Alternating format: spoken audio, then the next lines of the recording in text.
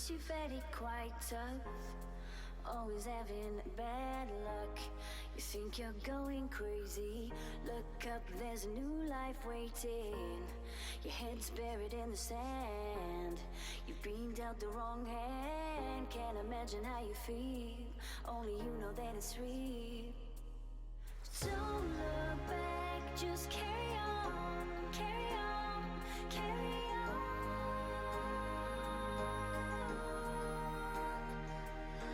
Don't look back, just carry on, carry on, carry on. Because you are stronger. Yes, you are stronger. Because you are stronger. Yes, you are stronger.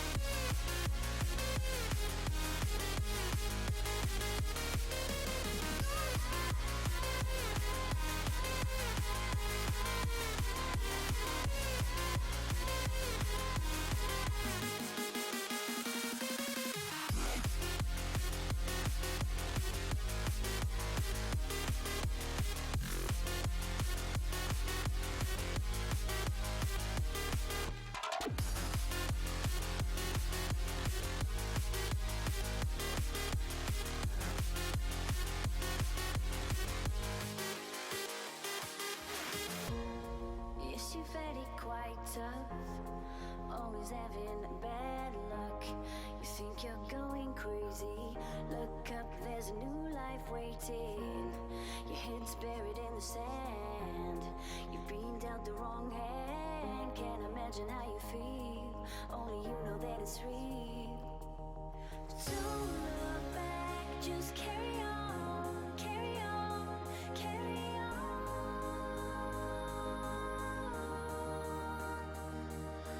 Don't look back, just carry on, carry on, carry on.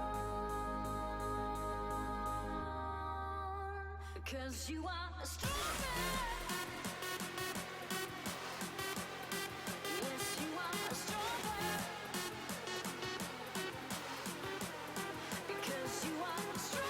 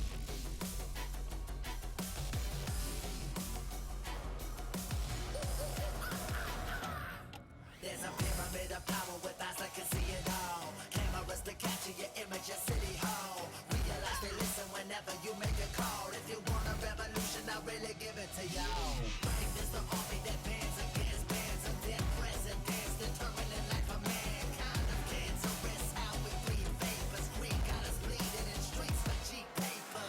Assemble the masses, melt the plastic compound, realign when the shit. It's a tournament at once. Oh, there we go. We are back and we are online, Voids. This was actually interesting. So, welcome everyone to the finals of Vesper League. While me and Void were discussing some neutral things. My name is Akram and I'm together with Void. And today we'll have Epic Avalanche versus Zenith Rangers, the final for Vespers League on the best of 5. Oh, this is going to be an exciting one. Both teams finishing their semis in 3-0 fashion, and during the regular split, they were tied 1-1. We apologize, there are some mix-ups going up right now. We're waiting for some players to join the lobby, so the game will be starting soonish. Yeah, but please tell me about Epic Avalanche. What roster do they have? Oh, well, sort of Epic Avalanche is as follows. In the top lane, we have Luigi. In the jungle, Troller Dog. In the mid lane, Rula. Imbi at AD carry, and BG in esports at the support role. On the other side, we have Zenith Rangers with the roster as it follows. Ignafu also on the top side. Pepsi King in the jungle. Porto in the box in the mid lane. Flirt Mechanics and Linder will be at the bot lane. Every single member of Zenith Rangers are already ready to go.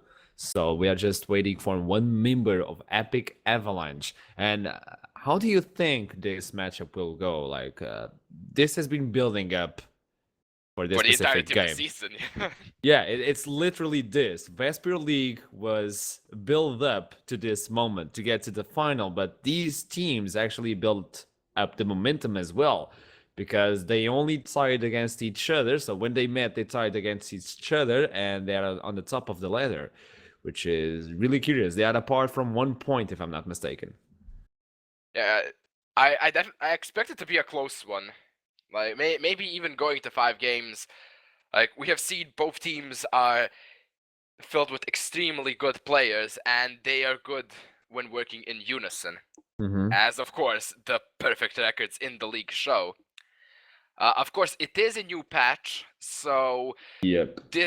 This might have a toll on some of the players. Because as we know, the semis were played on 6.8, now is the 6.9, the Mage update patch.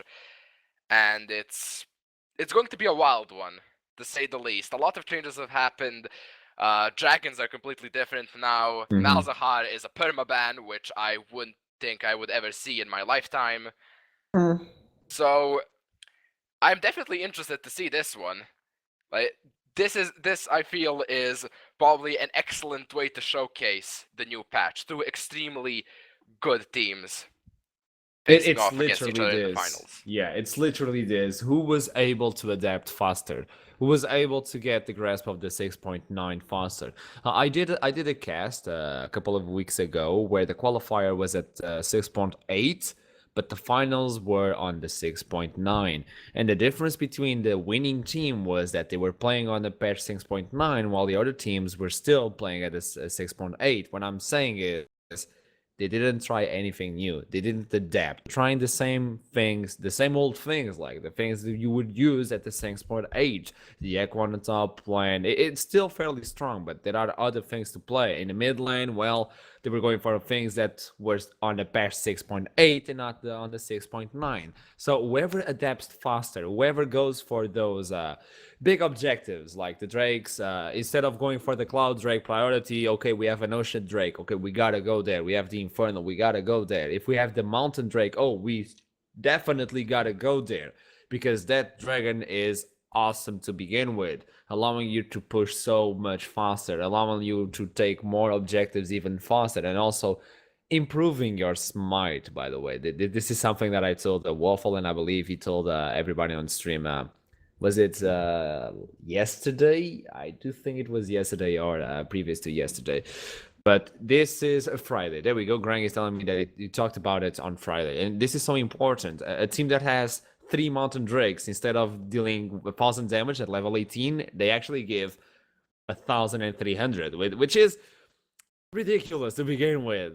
Oh, this is a 50-50 chance. No, it's not. This is a 3 Mountain Drake team, so it's not a 50-50. It's only a 50-50 if the jungler is not able to press smite. If he spaghettis it, yeah. Yeah, if he goes spaghetti mode, just like the client. The thing is, this patch 6.9 is going to bring a lot of things. Azir is still one of those priority pick or ban, because his power spike with 2 items is fairly ridiculous comparing to the other mid laners, but we have a lot of incoming champions and kings who want to take the first seed as the mid laners, like Malzahar, as you were telling us about. Malzahar was hot fixed, by the way, at the 6.9. He's no longer ridiculous on the jungle. He's still fairly strong on the jungle. He's still pretty strong, though. Yeah. Like, he's not as ridiculous as before. That's the hot thing. fix, but still something that you want to either ban or pick.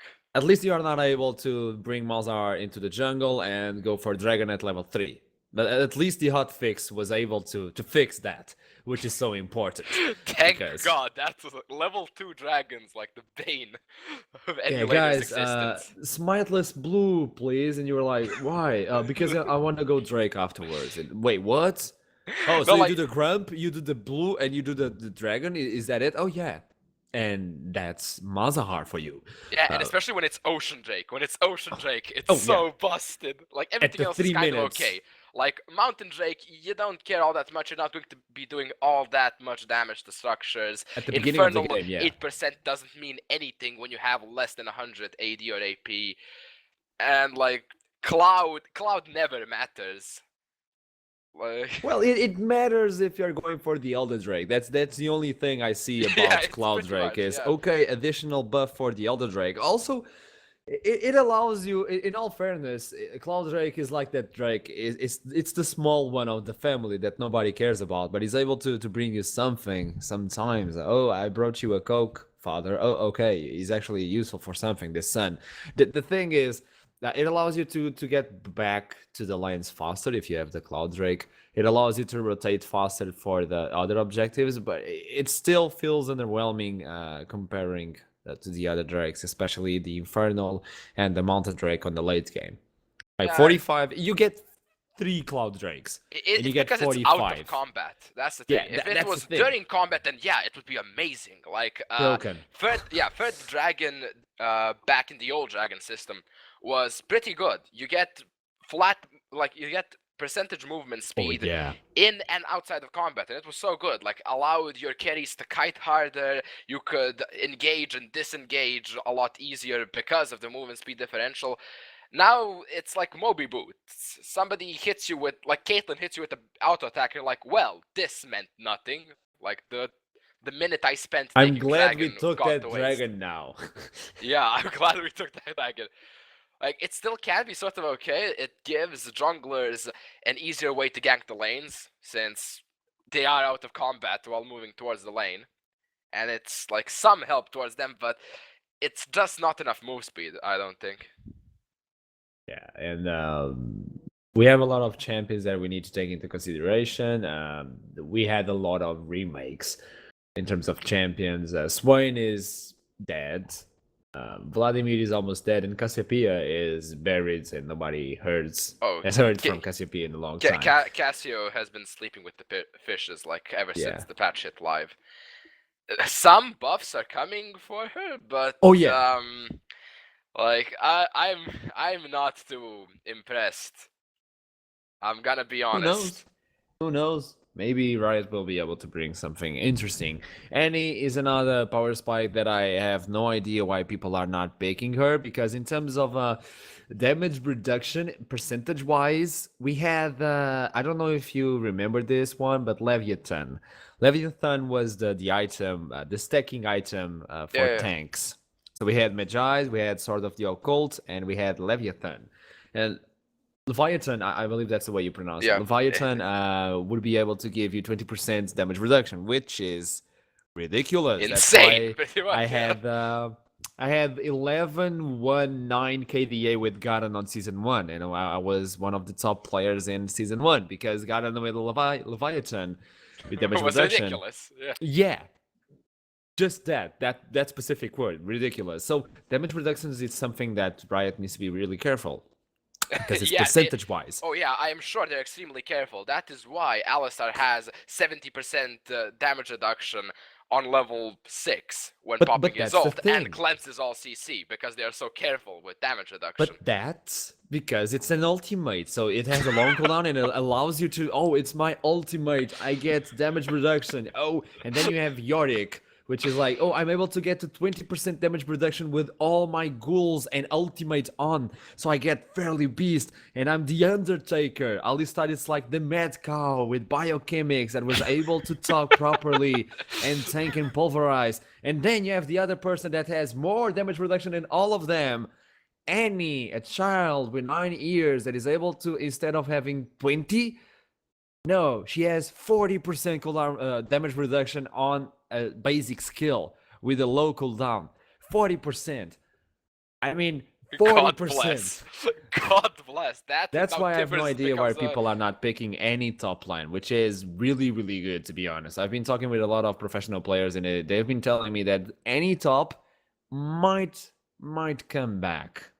Yeah, because Annie was a thing in top line at season 1. I don't want to talk about it. It was a sad days for top laners. Yeah, bad memories. So Annie might come back with a new rework, which is fairly interesting to say the least. Then you have Cannon, Fiddlesticks, Ziggs. Oh, Cannon is so... I hate playing against Cannon. He is so annoying. Like, now I feel it's a bit better because now it's flat every 0.5 seconds it hits you. Back when it was randomized between 0.25 to like 0.7, I think, or it was capped at 0.5, something like that. The ultimate ticks. It was so annoying when he hits you every single time, like in succession of 0.25 seconds. You're like, well, I haven't been standing in his ultimate for 1 second and I'm stunned. That's nice to see. But we do have a lot of major reworks, which is who was able to adapt faster. Who was able to get there? Which is the team that is going to take the lead now? Because when they met, and we gotta touch on this subject more often, when they fought each other, it was actually a tie. And now we have a best of 5, so we probably will have a 1-1, but you still have to fight more because it's no longer a best of 2, it's now a best of 5. And somebody will take the win. Somebody will be the Vesper winner. Somebody will be the best team on Vesper League. And this is what we need to touch more often. Although we are still waiting for some players to come in, let me just check. We are talking about Epic Avalanche side, which I'll try to talk with the referee to see why is it taking so long, because it's at 20 minutes. Yeah, so I'm gonna blame this one on the client. Like, multiple reports from players saying that the client is working subpar. I'll believe that.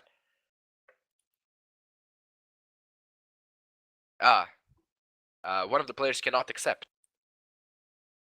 the invite. That is rather unfortunate. So with this in mind, as we are trying to get the Champion Select to get going, as one of the players is having technical difficulties, we'll try to solve them as fast as possible. I believe we already have a solution, and we'll make a quick break, a little quick break, like a 1 to 2 minutes, while we are trying to help the teams getting in order for the Champion Select, and we will be right back.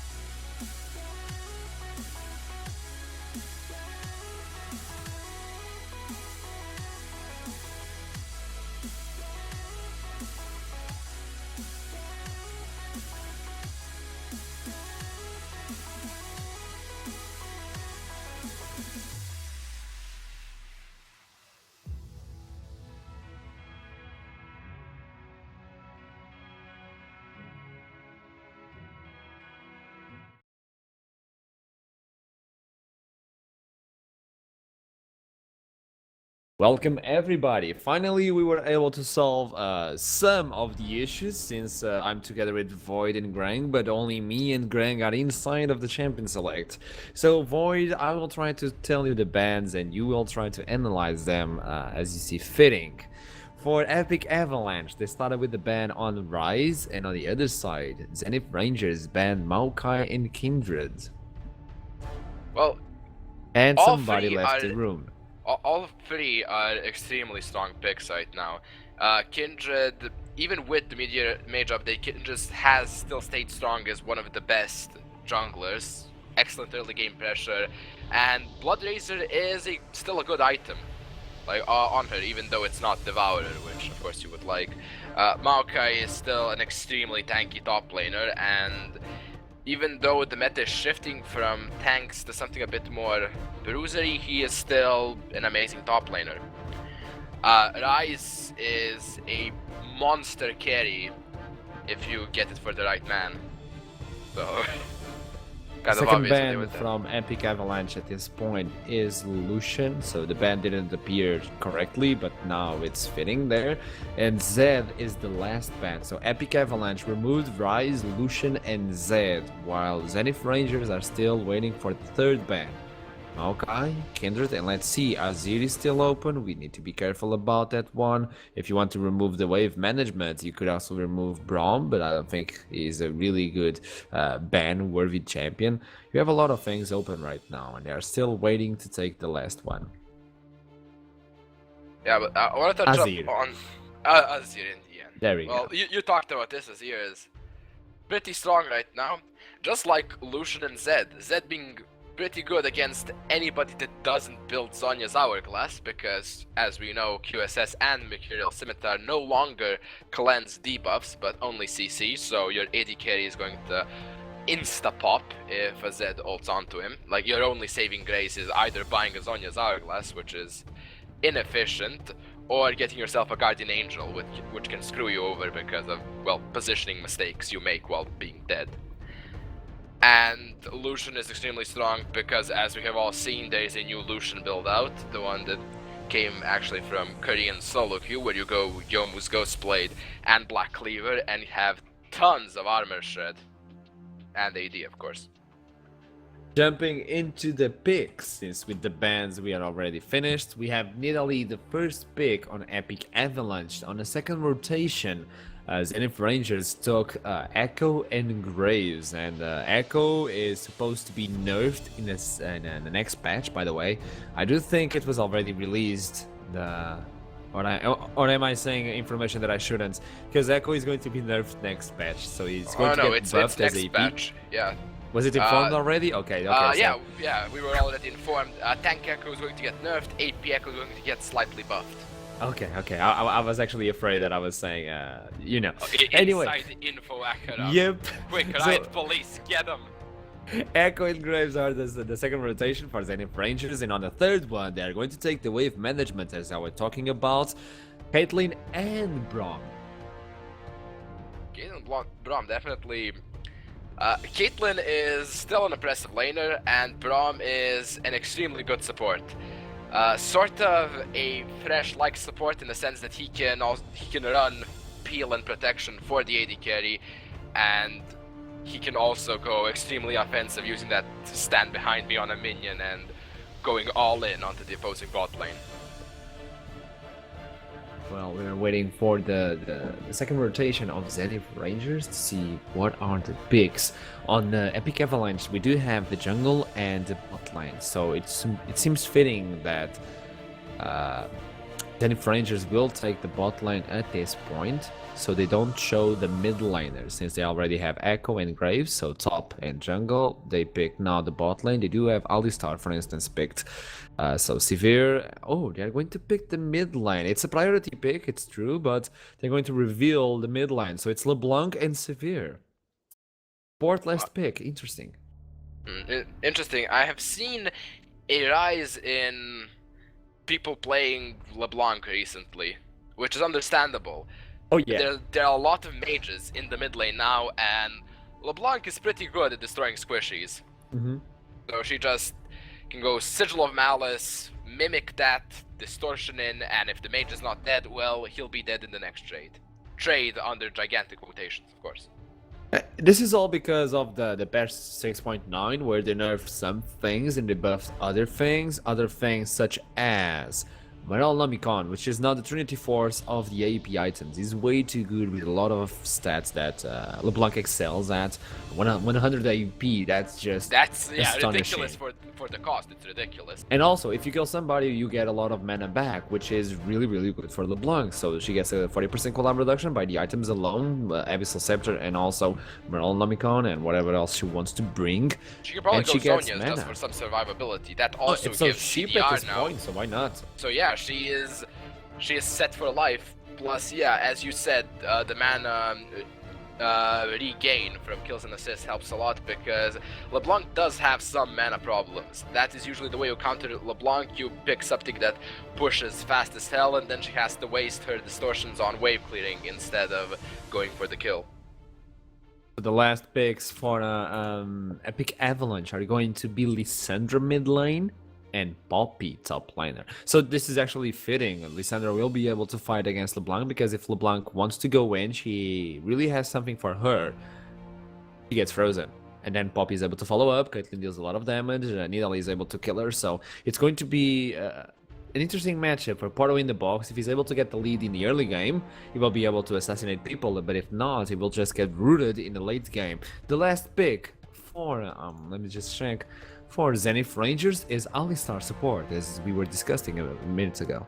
Yeah, Alistar is still incredibly strong. Like, the damage reduction is obscene, just like 70%. It enables diving, peeling also, diving and protecting against dives. That is what I feel like Alistar really excels at.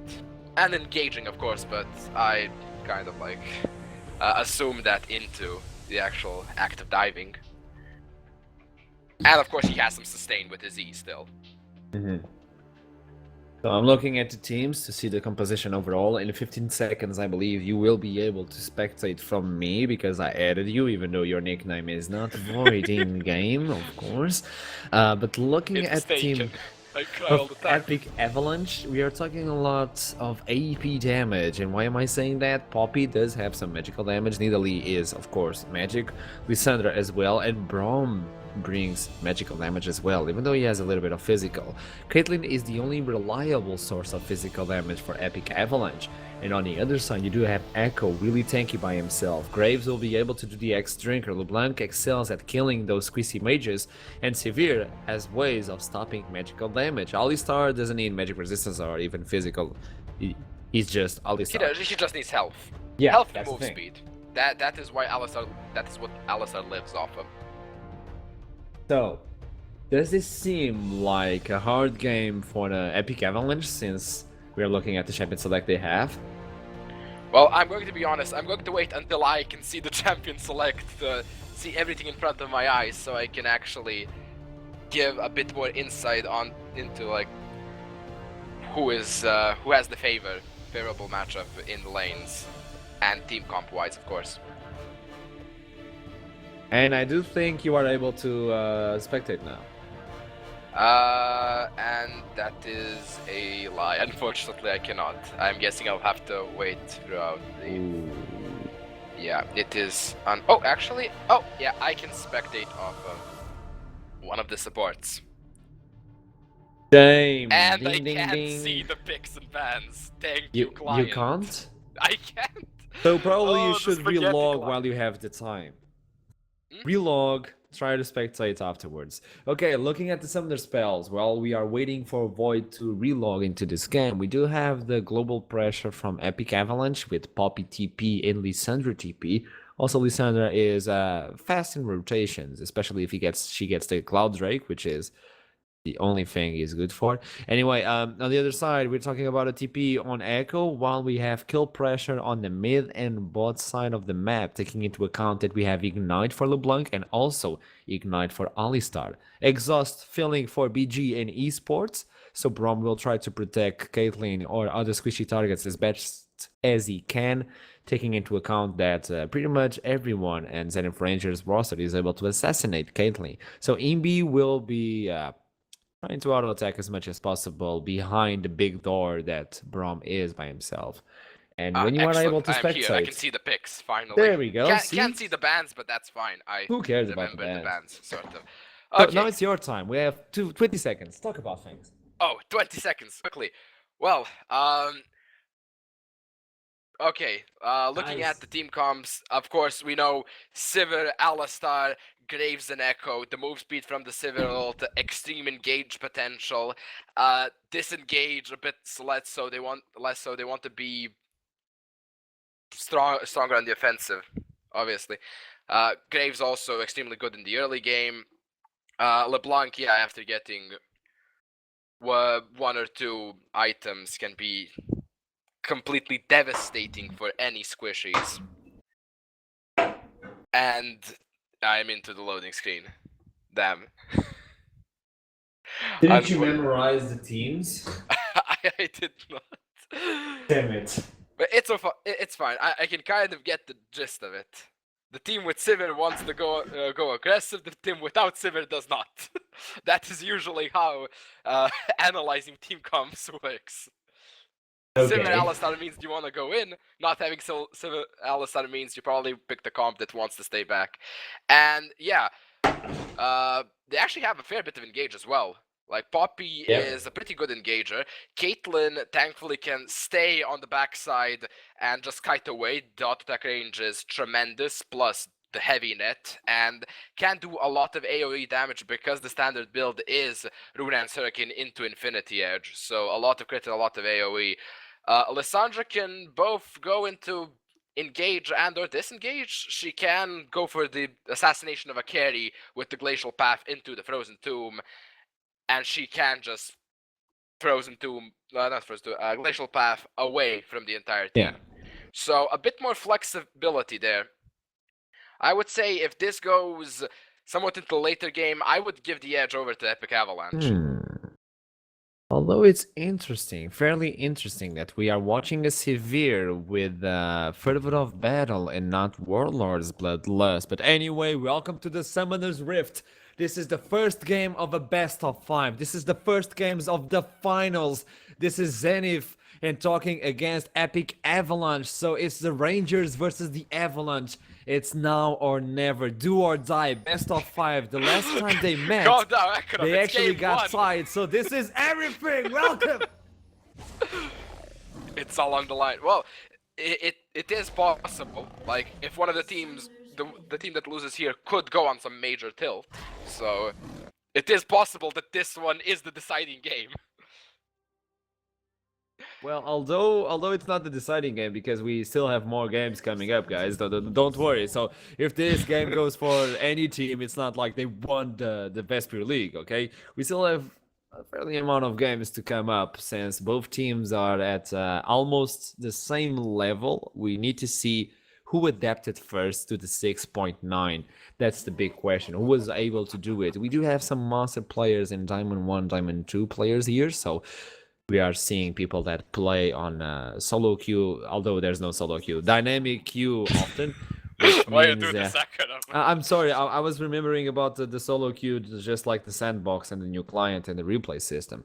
But the thing is, we are talking about players that are able to spam dynamic queues games every single day. So we are talking about players who are able to adapt to the 6.9.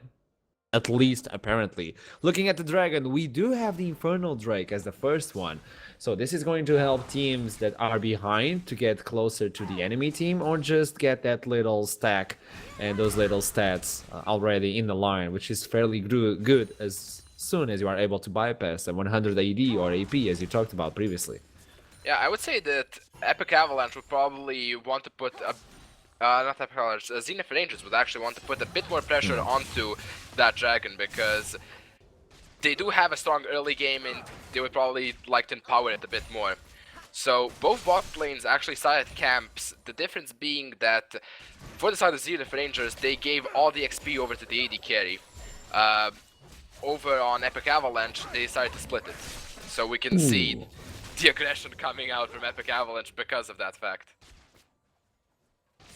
But overall battle completely stacked up. Caitlyn was able to deal one auto attack every single time they were close, so she was able to stack that up fairly quickly, and that translates in the damage we just saw. So that's when the Warlord's Bloodlust would kick in if Flirt Mechanics brought it, but he decided to come with Fervor of Battle, which will be interesting to say the least as soon as he gets to those big team fights. So we will see more damage than often we see in Severe. Now she will have some trouble during the laning phase, but she's still tied in terms of CS. She's doing a really good job keeping up with Imbi on the top line, and Luigi is getting out-traded by Echo, but this is a matchup that is going to be tied up.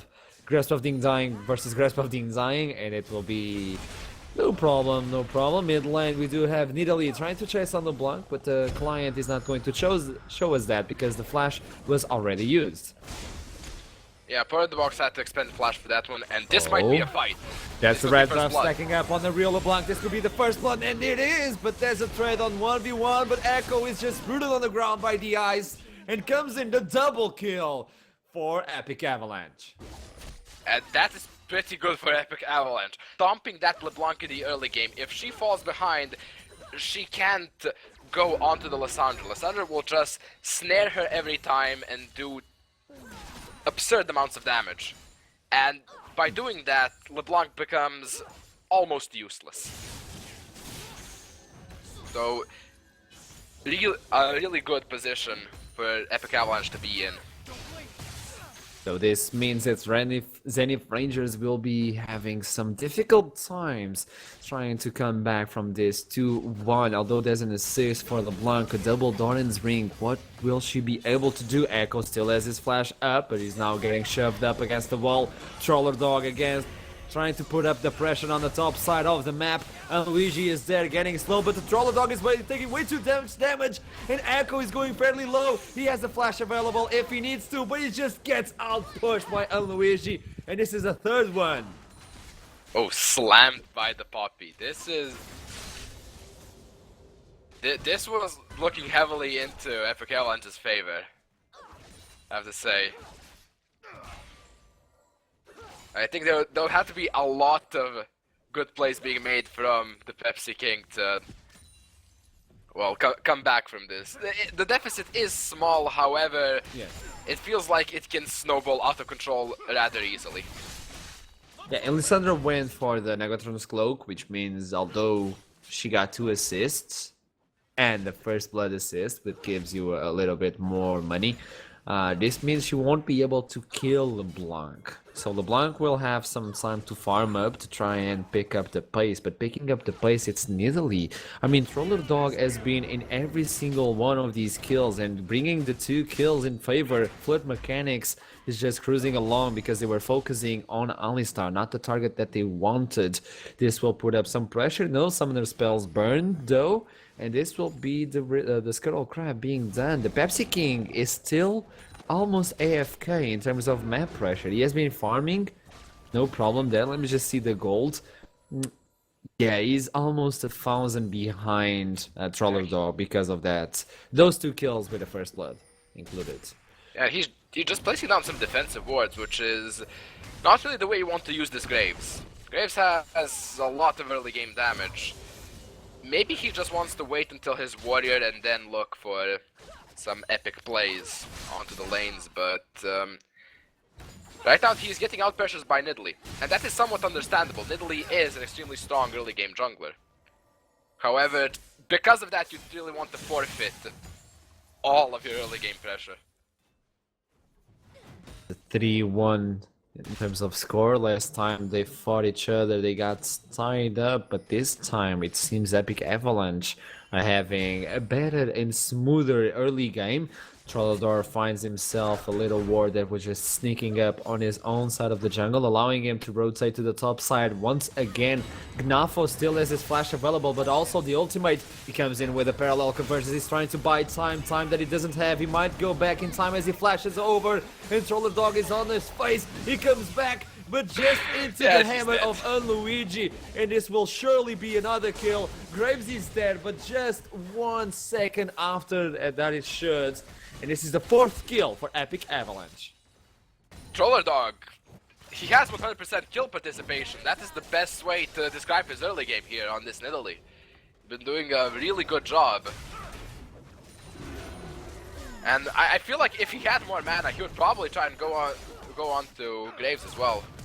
This is the ignite, this is the damage on the bot side. BG in esports is able to get the stand behind me and go back, fall back, because Caitlyn took way much damage that he was expecting. This is the exhaust versus the ignite, but this is Pepsi King versus Troller Dog. The red buff will surely face off. Oh, it is able to see that Lissandra was rotating to the jungle and also on Luigi. So this, oh, he actually gets the smite. Pepsi King gets what it is. I just want to say, on that bottom lane, MB played with so much patience. He didn't expend heal for that. He was down to like 20 HP off the last tick of the night.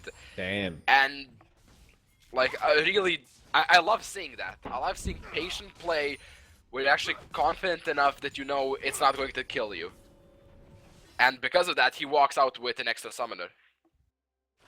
That's team play coming in as well, because Flirt Mechanics had the flash up, and remember when BG in esports was actually able to stay there, Braum putting his life in danger just to get the concussive blows and the stun up? So he knew that Severe might be able to flash and deal the auto attack, and that's why Ambi didn't want to heal, but Braum needed to stun the targets in order for that to succeed. So this is a team play environment that Epic Avalanche is bringing into the game, and it's noticeable. This is 4-1 because of something. They're able to take the win on this one, at least in the early game, and I just got bug splatted, but I'll try to rejoin as fast as possible. It's Thanks, okay, I'm Riots. here. I can tell you what's going on. Fights are going on, so don't worry. You're not missing out on anything. I know the... Oh, Pepsi King is looking for a lane gang on this bottom side. If Inbi decides to just pelt over Peacemaker this wave, this could be pretty dangerous for them. They don't know this is going on. And there we go. failed Unbreakable. Oh, rip. Alistar failed headbutt Pulverize and just headbutted Caitlyn into safety, so nothing much comes of that. At this point, looking at Alistar with flash up, he might be able to flash Pulverize and bring Indy back. Oh, I think he should have Not even try for to it. the combo. You should just go for the flash engage and get the AD carry back into an unfair position, as Purple Inbox is completely outplayed here. No chance whatsoever to get out of that sneaky situation. Yeah, it's flash off from Lissandra. It's not even a glacial path where you can just like, oh yeah, he saw the claw, he should have just ran away. No, he just got flashed on, and I don't know, if he had godlike reactions, he maybe could have gotten away. Unfortunately for him, he might not have been paying all that much attention, so rip him. And now Avalanche looking for this dragon. This is they're trying to contest this. Zenith is trying to contest this, but they just decide, yeah, we're going to get completely screwed over by the Nidalee if we do so. And so that's Infernal Dragon over to Epic Avalanche, and that's pretty nice for them. Yeah. They want to scale up, and when they start scaling, Infernal Drake is going to be so strong for them. Because that is a lot of damage. 8% AD and AP. That's going to do a lot. And the next one is actually Mountain. So Infernal Drake is quite curious in its own buff. If you are behind, this will help you come back in terms of itemization because you will get additional damage. But if you are ahead, this just leaves the enemies looking at your dust while you're so far ahead. I mean, this will empower your item advantage by so much, even though it's only 8%. If you are going to the 25 minutes into the game, we are talking about a big lead. You are talking about additional 16 damage or even 20 damage, which is like a long sword.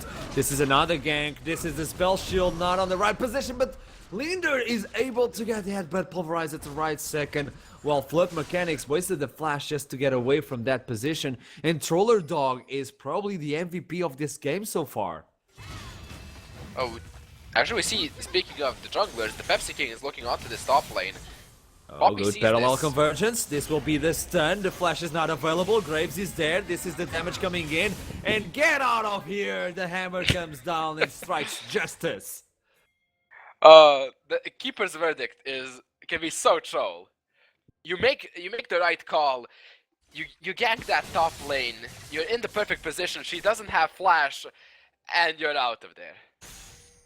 Easy. Because the parallel convergence was actually quite good.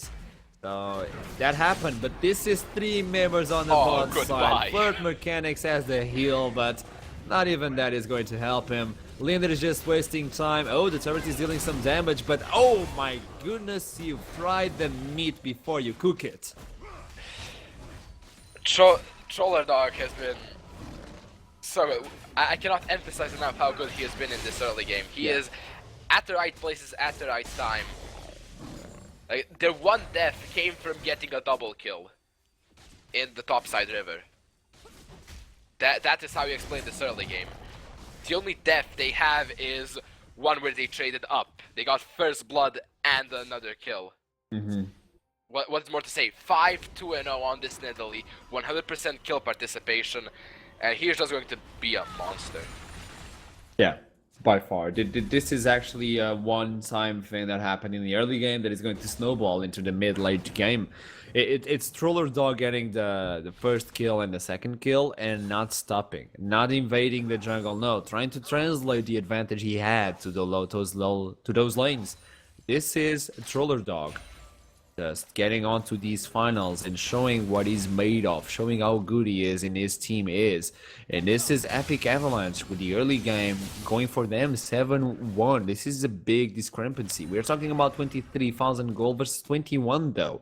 In terms of farm, Zenith Rangers are able to keep up, so they're trying their best to keep up on the bot lane. Even though Severe has been just pushed aside times and times again, she's still ahead in terms of farm. So Zenith Rangers are not out of this equation yet. Yeah, looking at Troller Dog's build, he's going for that Abyssal Scepter next, and I feel that's a good itemization choice because there is a fair amount of magic damage in all of these lanes. Like, even in the bot lane where it's primarily Caitlyn damage, Braum does a lot in the early game. It shouldn't be dismissed. This is a hard matchup on the top side as well, because Gnafo decided to go for the Sun Fight instead of getting a Spectral Call, so his sustainability is way less than Unluigi with that Spirit's Visage. So every single fight will go in favor of Unluigi, taking into account that the Grasp of the Undying will be amplified by the Spirit's Visage. So I don't see Gnafo getting the split push potential. At this time, I do think Pepsi King should go top side and try to get Rift Herald for Gnafo. That would allow him to come back. Coming back on time is what he does, but the hammer is on his back. He goes up, he goes down. That's gravity for you, my friend. And Luigi just brushing him off. He doesn't have the flash to follow up the play, but my goodness, and Luigi coming up with the plays. He just has to run away. Like, there's nothing he can do there. He pops his ultimate and it does nothing to this Poppy. She has magic resist, she has a lot of health and increased healing from Spirit Visage. She doesn't care about your ultimate. Oh, but the DP comes in, it's Gnafo coming in, so he doesn't have his ultimate, but the parallel convergence is there.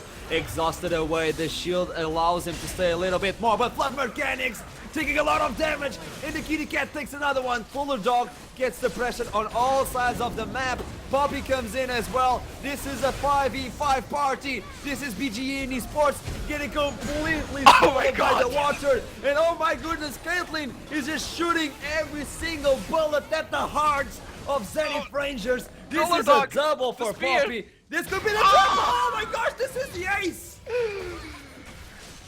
17-minute ace from a totally random bot lane fight. Oh my god, and Rulov wasn't there. He's pushing mid lane. Like, holy moly, that fight was so hypey. And now they get a free Mountain Dragon for it.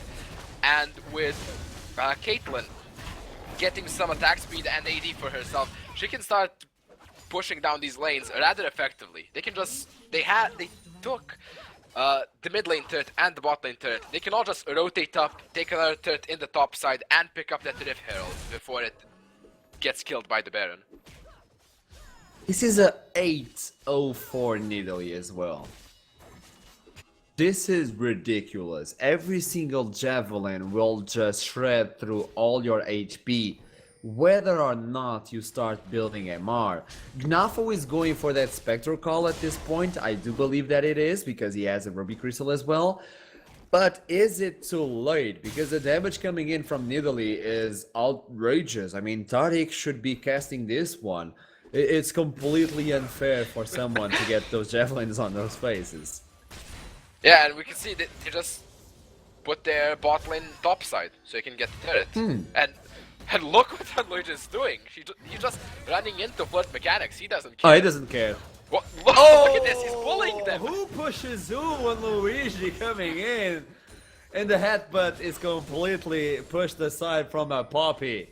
Oh, Power in the Box is actually coming to try and dive this one, but I'm not sure if they can do it. Look at this Poppy. This is a 3v1 though, but it's becoming a 3v2 because Lissandra is approaching. Rula wants to go in, and just by showing his face, the entire team just backs off. Meanwhile, on the other side, it's actually Epic Avalanche doing the Rift Herald. So yeah, who is going to take this buff? Yeah, look, they as I said, they rotated, took the turret, now they have a free Rift Herald, and they're probably going to give it over to the jungler. Troller Dog has shown that he is extremely competent. Giving him that buff, I doubt that anything can go badly by doing so. I would prefer this. Oh my gosh. Look at this! And It's Luigi 2v1! is just saying no to every single engage from Alistar. Every single one. Oh, talking about engages. This is the top line. This is so much for Graves, and he's now looking at the enemy jungler, realizing, oh my goodness, my shotgun is nothing versus javelins. Paro in the box gets completely exhausted. The damage is not enough to take out Troller Dog, who has the buff, by the way. Remember about that. He's not going to be the split pusher because he's playing the jungle. But this is Flood Mechanics with the split push. The spell shield is dead. He doesn't care. He gets the hammer on the face. Paro in the box gets ice cold, baby. And Rula is ruling the map as well. They're getting completely annihilated. Like, it started off poorly in the early game. Now they have just lost everything. They don't have pressure anywhere. Their bot lane is being destroyed by this Poppy. Their top lane is just being pushed in by this Caitlyn with the Mountain Drake and with the Rapid Fire Cannon for extra range and damage onto those turrets. And Troller Dog is just running around killing people.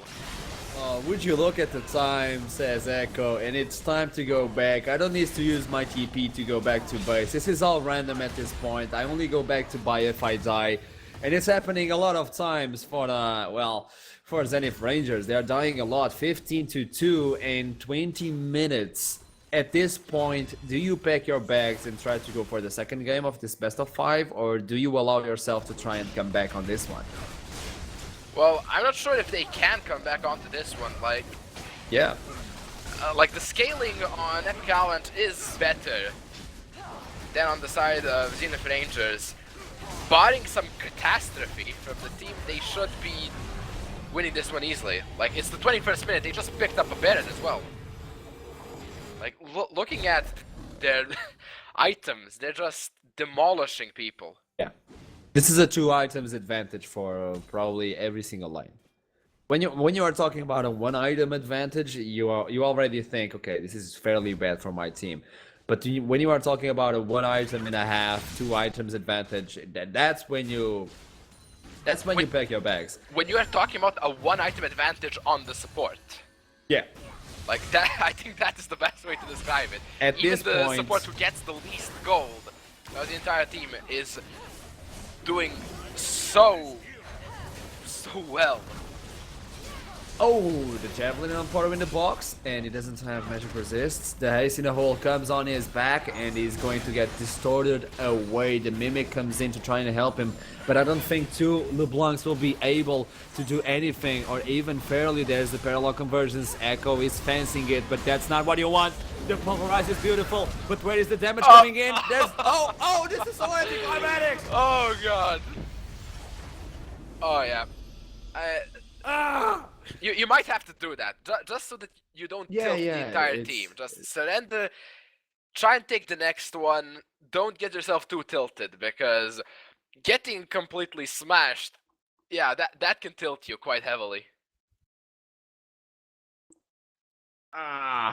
So with this in mind, this is actually what you need to do, because if you're getting stomped like this on the first game, you just back up, surrender, think about what happened, and translate it to the second game. This is a best of 5. If you allow yourself to dig deeper into this game, that surely you will not win, you might get tilted. You might lose the patience for the next game, and that will surely be the best of 5. So sometimes you need to know when to retreat to actually get the advantage, and at least they were able to do that on Zenith Rangers side. They know, okay, Nidalee was a problem, we might be able to ban Nidalee, or maybe we should first pick Nidalee because we are on the blue side right now. So what do we need to assert? What do we need to evolve and upgrade? And this is what they're going to do. This is what we are waiting to see on the second game of the finals of Vespir League.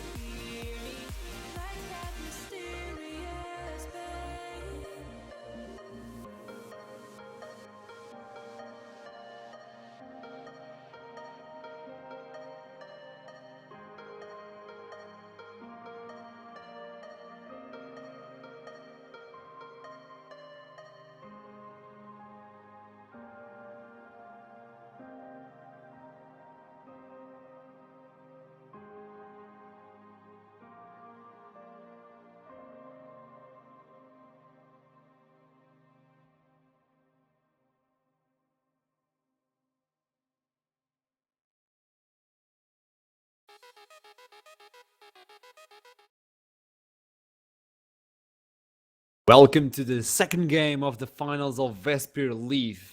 Vesper League, what? We leave into the second game as Epic Avalanche start up with the first win of a best of 5. Zenith Rangers are left to follow its trail, so they are looking to get the first game of their own. Kindred is the band. By the way, I'm together with Void, and are you able to watch the Champion Select now? Thankfully, this time I okay. can. I see the bans coming in, and I am wondering, will they ban out the Nidalee? Well, they might not. They might not be able to ban it because they have the first pick, so they could probably take that first pick. Also, they could try to. Nidalee. Oh, there we go. They're they not don't want to joking play. around. I don't know. The Pepsi King might not feel all that comfortable on Nidalee, and you really don't want to leave it with Shoulder Dog. We saw what happened last game. I don't think they will be making that mistake again for quite some time. Just listening to some epic news, I will talk about them later, as Rise and Zed are the second bands, and this is Epic Avalanche, at least removing the power from Porto in the box. The thing is, Porto wasn't able to get out of the box. He was completely camped by Troller Dog, and that little advantage he got in the first game, Rula, was able to at least divert the assassination power that Porto in the box tried to bring in the first game. So they're trying to target him, not allowing him to come back. So this seems like Epic Avalanche wants to remove Porto in the box and no one else. Yeah, on the other side we see Nidalee and Maokai, so taking out two extremely good early game junglers for Shoulder Dog and take away the Maokai from on Luigi. We saw what he did on Poppy, and I'm gonna be honest, I think he feels confident in that tank play. He played quite well. He beat the living hell out of Echo, and we actually see them banning Echo, so maybe they'll try to go for a sort of different composition now, because Echo wasn't necessarily a problem last not even game. close. Yeah, so they might try to play something a bit different, which is heavily countered by Echo. So possibly some sort of poke composition, because Echo is pretty good at disrupting poke. But this time you leave Lucian open. And Lucian is the first pick, obviously. Everybody wants to try out the Youmans Blade Black Cleaver. I know you're not fond of that, at least playing against him, you're not fond of that build. But to be honest, I don't even like playing that build all too much. I prefer crit chance. I'm an old school lady carry that likes my crit chance. It's incredibly strong. I'm not gonna lie. Even though I don't like playing it, it's free low basically. If Lucian is up, then yeah, you're gonna pick Lucian. On the other side, we see Azir and Gragas. Azir not being banned out this time, like you said, and this might be one of the reasons why they banned out Echo, because Azir is, I want to say he's not all that mobile. He does have his E to try and get away from divers, however, he usually wants to use that for repositioning for offensive purposes instead of trying to evade a gigantic parallel convergence from the Echo. I don't know, man. They have the necessary build. They have Azir, which is a blessing on the Champion Select. It is a blessing to leave Azir open or pick it open. They got the second rotation. This is curious as hell. You have Azir open and you allow it to go to the second rotation. This is rather interesting. But okay, let's see how this is going to work out. Azir and Gragas on the second rotation for Epic Avalanche, and now they're going to pick Rek'Sai and Braum. So trying to get the Braum out. Lucian and Braum is one of those combos which is rather hard to fight against. So they could probably go even for the lane swap if they seem necessary. Did we have Gragas in a jungle, or even probably a support or even top laner? So Gragas is one of those flex picks. So let's pay attention to what Epic Avalanche are going to pick right now. Yeah, and we see a hover of the Jhin. Looking at Nimby's match history, He has had a lot of dynamic queue success with that Jhin. Has an 83% win ratio out of 23 games and a 6.0 KDA. So I'm guessing that is a comfort pick. Actually goes for the Caitlyn. Decides to take what he took last game. This time with the Janna, so a bit more disengage than the Braum. Thinking about this, and I'm trying to look into the champions to see if I can find what I wanted. But looking into this, you have Azir in the mid lane, which is able to attack from a far away distance. You have Caitlyn, which is able to do the same. Gragas will get in the peel aside with along with Janna. So that they have two ways of peel, and they have two far away range champions, which will allow them to poke them on and just try to get siege and siege after siege. So who they will complement with this composition? Who is going to be the top or jungler in this situation for Epic Avalanche? Because so far it seems like a rather interesting composition, and on the other side they really need to find a way to get in fast. So they will probably bring Gangplank into the top or mid lane, because Lissandra is able to go to mid and top, so as Gangplank. And they do have ways of engage, but they don't have a fairly strong engage button. Because all of those engages, Rek'Sai, Braum, Lissandra, are able to get peeled away by Janna and Gragas.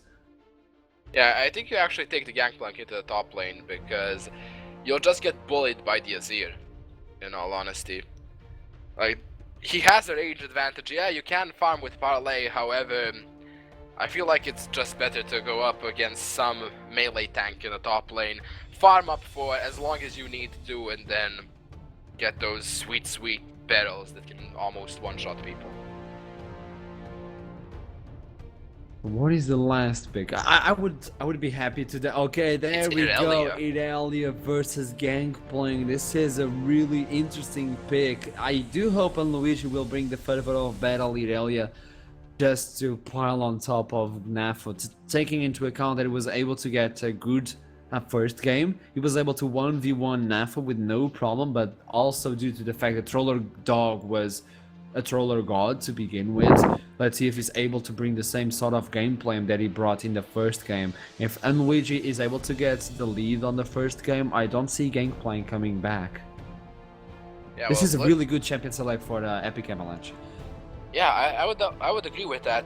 Though Troller Dog is not on an as aggressive jungler as is Nidalee, Gragas still can do a fair bit in the early to mid game. Of course, has excellent scaling to the late game because he builds mostly tank, apart from like going that Runic Echoes for some early game pressure, and is a god of engage and disengage with that explosive cast and the belly slam.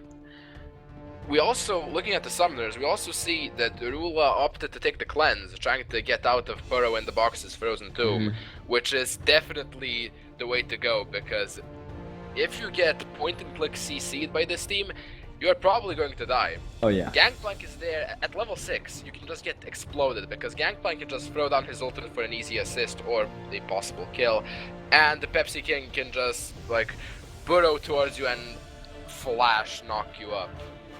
So Cleanse is definitely the right summoner, I would say, against the Steam Cop in the early and especially in the late game when the team fights start happening. Yeah, we can't cut down Zenith Rangers due to the fact that if by any chance Gragas is forced to use the explosive cask on a defensive maneuver, while Janna is also forced to use the ultimates on defensive, they will have a lot of ways to engage, because either you get a really good peel by Gragas or Janna, or you get full-on collapsed by all the slow engage that Zenith Rangers have. So it's due to the fact that they are able to keep in pair on lanes, which didn't happen on the first game, and if they are able to at least bait one of those two ultimates that are so in necessity for Epic Avalanche to bring this composition into a good use. Yeah, I'm looking at that Echo ban, and I'm looking at this team comp. There's a lot of disengage. Like, they want to run like peel for Rula and Inbi. I would say Echo is probably a good ban, actually, because it's so hard to keep Echo off the backline with that parallel convergence. Even if he doesn't manage to proc the stun, the slow is rather oppressive. Like, looking at their team comp now, I would understand why they would prefer not to play against the Echo. Yeah. Just like, yeah. I guess No, because I'm still typing down some things that I want to take into account in this game, because this is going to be an interesting one to say the least. There are so many things that can outscale into either of these compositions. And I'm trying to type down as much as I can to be paying attention during the game. Because if one or two skills I don't cool down, the other team is able to collapse on fairly fast. Both of those teams. Because Azir and Caitlyn will try to poke as much as they can, and when they see the necessary HP to follow it up, they will assassinate the entire team of Zenith Rangers. But Zenith Rangers do have the kit available to go in on full speed, but it's all due to the fact of a few cooldowns, whether they are available or they are not available. And also in terms of vision, because I believe this game will be a lot about vision. Epic Avalanche won't try to get those picks. I don't think they have the necessary CC to get those picks. On the other side, Zenith Rangers have a lot of pick potential. I mean, just starting with Lissandra, you do have pick potential. I mean, that's just one champion that allows you to have the pick.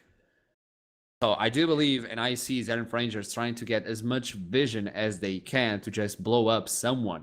Braum with Lucian are able to stun somebody in 1-2 seconds. Rek'Sai is able to knock up. Lissandra is able to freeze or root. And Gangplank is actually able to blow up a person. Figuratively. Like, literally, is able to blow up someone. Meanwhile, Irelia did brought what I wanted, the Fervor of Battle, so I'm interested to see if he's going to bring the Ginza's Rage Blade. It's high cost. It's a high cost item, but a really good item for Irelia, but a really good game as we jump to the second game, the Summoner's Rift, your favorite map, as we have the Bird's Eye of the Rift. Welcome! And the base gates are down. Teams are running onto the Rift. Let's see if we get some epic level 1 Cloud Fiestas. Good luck in the Rift. That's what Unluigi is telling people about, is getting good luck into the other side as well, as the lady welcomes us into the Summoner's Rift. I would really like to see who is this lady. I mean, she has been with us for 6 years? Yeah, I believe it's 6 years that League of Legends has been up. So I would like to meet this lady, because she has She's been the with real us. MVP. Yeah. She Always is the telling us only about- non-toxic person in the Rift. It is. Because if anybody else was doing her job, like, oh, pentakill, they would say, yeah, get wrecked, kid, you got just 1v5s. You know? She's the only healthy person, but healthy is something that Nafo won't have on the top side, as he's going to get a little bit shredded. Azir is also on the top side. Everybody was collapsing to the top side, and Gangplank will be forced to go back and walk all the way, or will he be forced to TP back into the lane? I think he has to walk towards that. Like, expending TP here would be really bad. Unfortunately for him, this was after minions spawned, so it's not. It's going to be unfortunate for him and for the Pepsi King, because he doesn't get the leash he would like to have. And this is allowing Luigi to get this is allowing Luigi to get the leash on Troller Dog, allowing him to have a better jungle start. And as you see, Rek'Sai will be forced to go now for the wolves instead of the blue buff, because he's not aware of where the Gragas is, because the Gragas had a better leash in the beginning of the game. So I'm actually seeing Rek'Sai just skipping the blue buff, going for the Raptors and the red buff, and then giving the blue buff to Lissandra. Or maybe he's going back and trying to get the gank on the top side. Either way, he's a little bit behind. Top side, it's a level 1 versus level 1. Grasp of the Undying doing what he can in this matchup, but the stun follows it up, and then Luigi is able to take some damage, but also receiving some in return. Rek'Sai is going to get his blue buff for himself. Interesting. I was actually thinking he was going to just skip it and deliver the first blue buff for Portal in the box.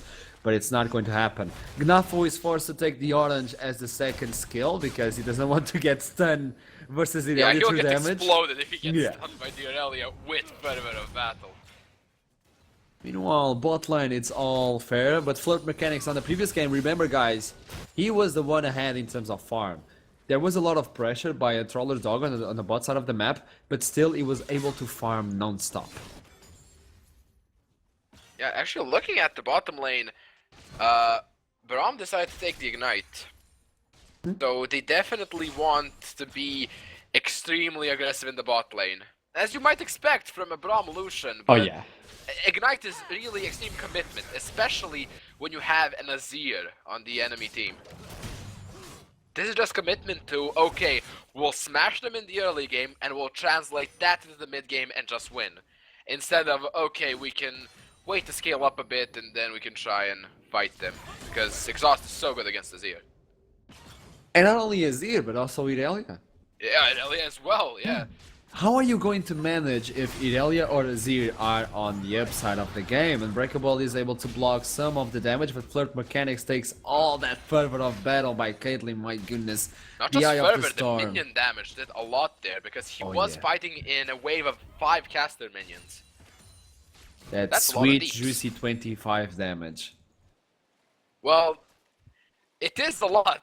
It is, that's Repeated why I'm shots saying onto you, each one of especially those at level little 3. kids are going to deliver 25 damage. That's a lot. Alone, they are weak. Together, they can kill a champion. Yeah, let's say that they can, but Nafo is able to kill himself because he just doesn't have vision. And Luigi though taking all that damage. The Grasp of the Undying is going to be available. This is the first blood coming in for Nafo. He will surely die, but are you kidding me? He doesn't care. He flashes away. Oh, but gets slammed dunk by Troller Dog. The extra attack range from the Drunken Rage. Doesn't pick that one up. That looked really hyphy in the beginning. And Luigi like going up and down through minions, making the moves, making the plays, and then he just gets gunned down under his turret. That's the thing. That little cheeky movement allowed Nafo to get the Grasp of the Undying. So not only amplifying the damage of the parlay, but also receiving some HP in return. The unlucky part was the Drunken Rage, or you could have gotten away from that situation. Although Flash was unnecessarily used, and he might pay the price since Gragas is already on the top side, but Pepsi King reading him like a book is trying to help him on the bot side. Amy is going to get ignited. The exhaust is there to try and stop Flirt Mechanics, but the engage on the top side is what we need to see. And Luigi is out of luck and out of HP as Nafo executes him for the second one. This is not going all too well for Luigi. This might be problematic because if Gangplank gets ahead, if he gets to that high damage crit build earlier than he should be allowed to, he's just going to destroy team fights.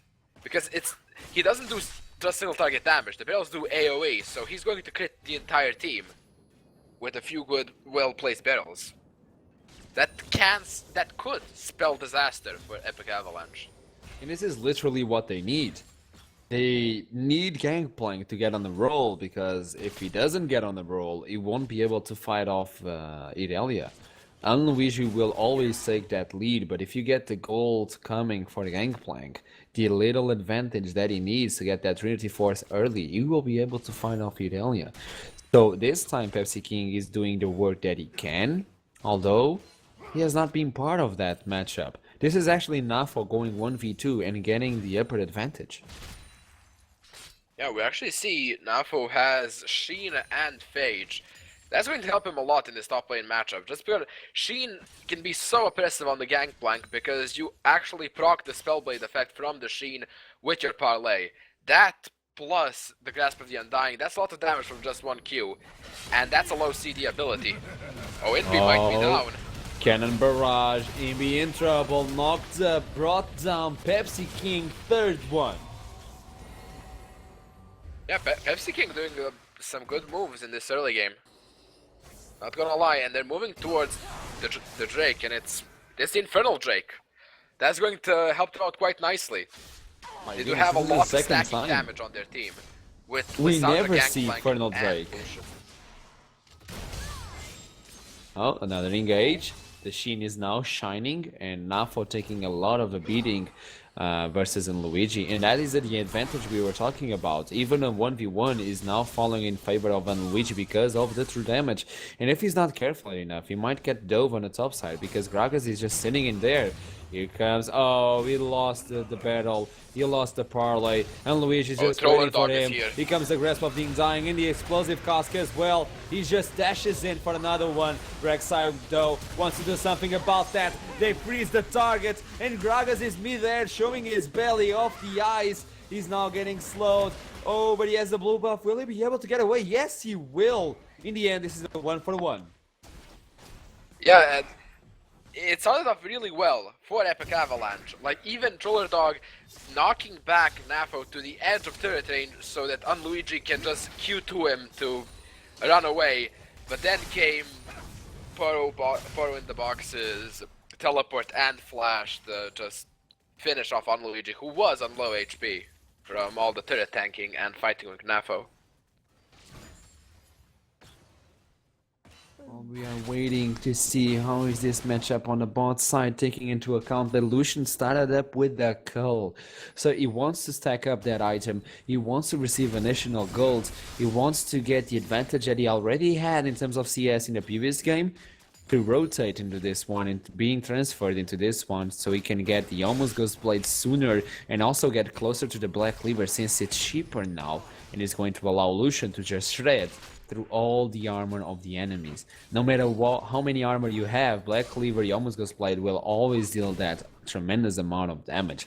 And this is why Lucian is now what he is. Traps are just being laid on the ground, allowing Caitlyn to try and farm and push up the lane. 73 versus 68 advantage for Lucian so far.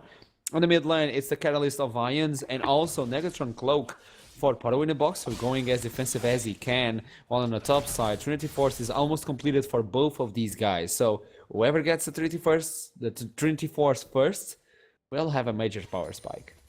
It looks like it's going to be Nafo. Like, oh, Pepsi is looking for something in this bot lane, but I don't think he's painting up. MB and UJ are just playing back. They know they're losing this lane, they just have to take it slowly and farm this one out. Like, eventually Caitlyn becomes stronger than Lucian because of the range disparity. Oh, engage in the mid lane. Paro in the box is going to use his Glacial Path to just get away from that sticky situation. Here comes the Cannon Barrage, but the damage is just not there. Braum and Lucian are trying to help, but just arriving a little bit too late. The calling on the back birds of the bird is going to take him down. Flirt Mechanics making this a 1-for-1. Just gets enough with the flash calling. Well played by Flirt Mechanics, man. He just barely got them. He was almost outside of range because at a certain point Lucian cannot follow you anymore. Because even if you have the same movement speed, you have the advantage because you have the initiative. He has to follow you, not the other way around. Oh, that's a crit, but that's the follow-up. Yeah. Luigi. Does he have the orange? Yes, he does, so... Ooh, careful. This will be a kill. Oh, Pepsi King is here. Luigi's down.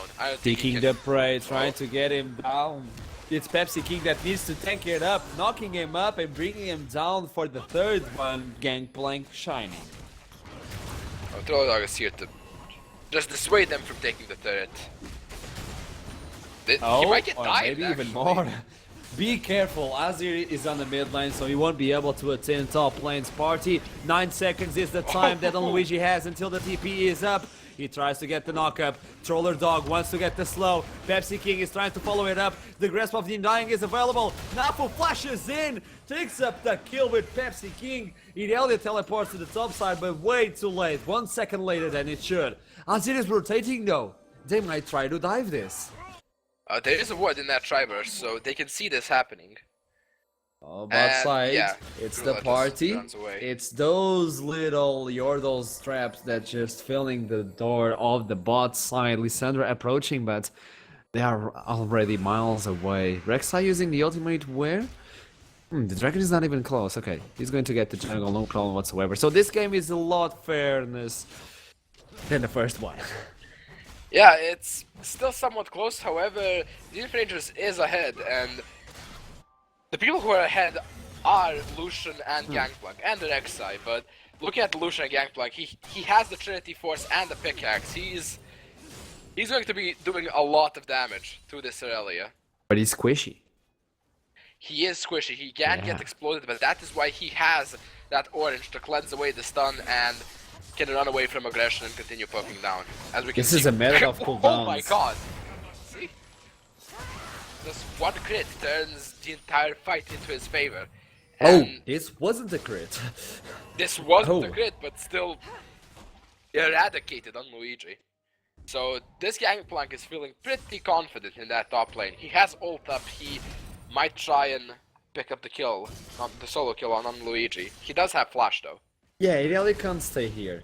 Literally, she can't stay on the line. If she stays 10 seconds longer, she will probably die. Talking about dying, Linder on the bot side. Oh, the culling is there. The ignite as well. Top side, Joe. Napo takes it up nonetheless. It's the second time we see a 2v1. He still gets on top of this one. Nafo is no longer what he was in the previous game. I mean, you banned the Echo when he was not a problem, but now you have to deal with Gangplank, who is a problem. Yeah, this is looking pretty bad for Epic Avalanche.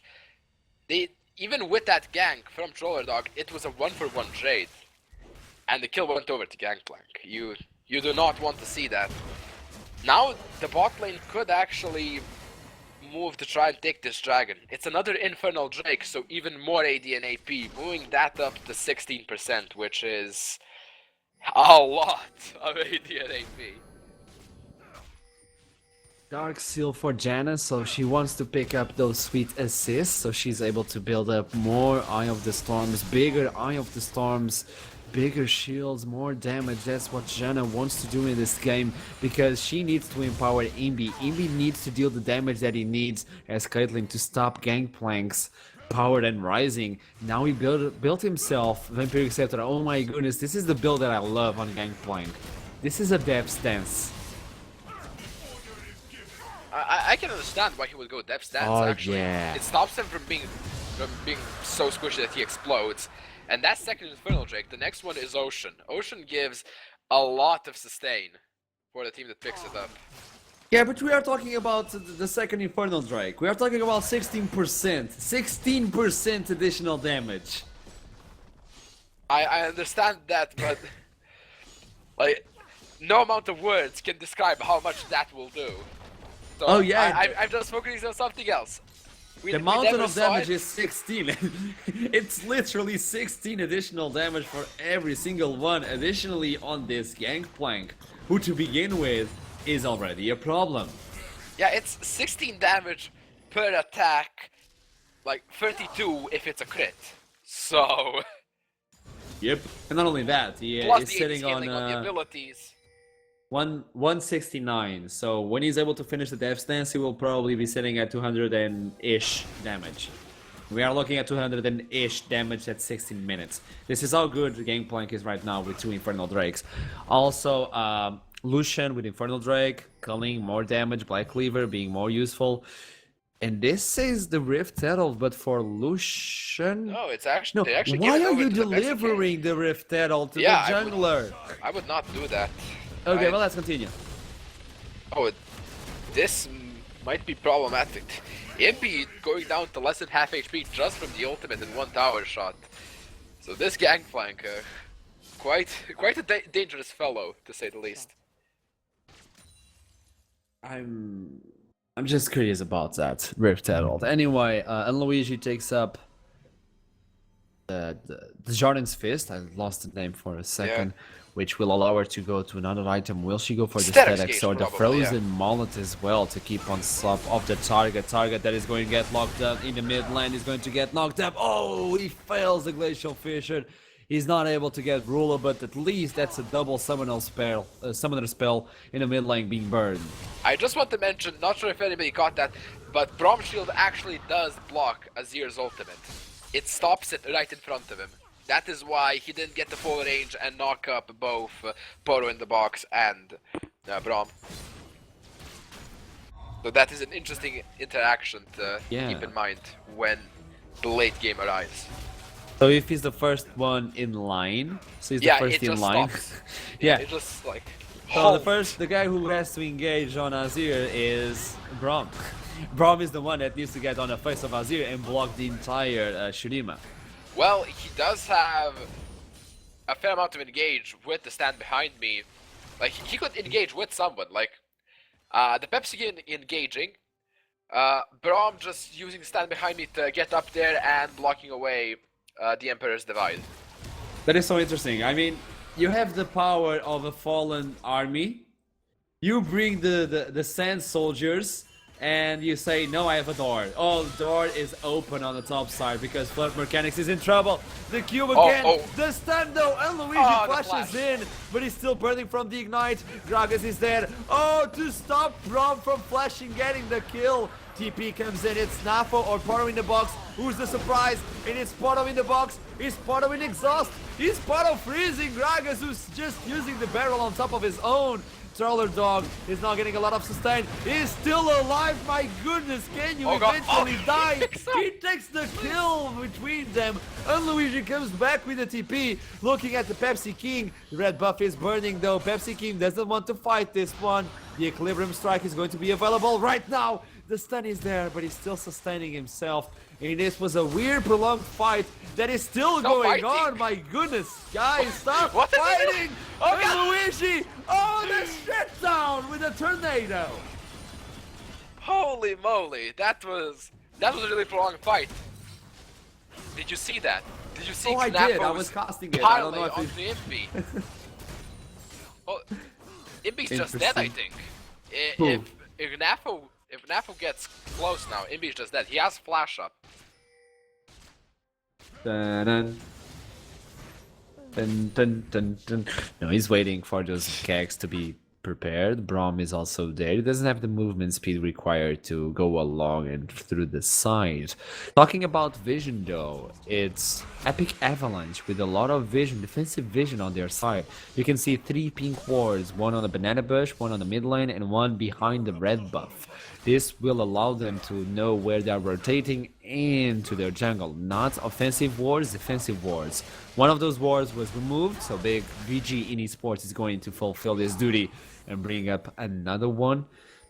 Meanwhile, they're trying to expand their vision, as you can see, because the dragon will be alive in 50 seconds. So this is a time where the teams will try to get vision around the Drake. Oh, there's 1 minute until the Drake. Let's get all the vision. Let's control the mountain Drake, if I'm not mistaken. Oh no, this is the ocean Drake. Yep. It's the ocean Drake. However, Baron is live, and we have to give props over to Epic Avalanche.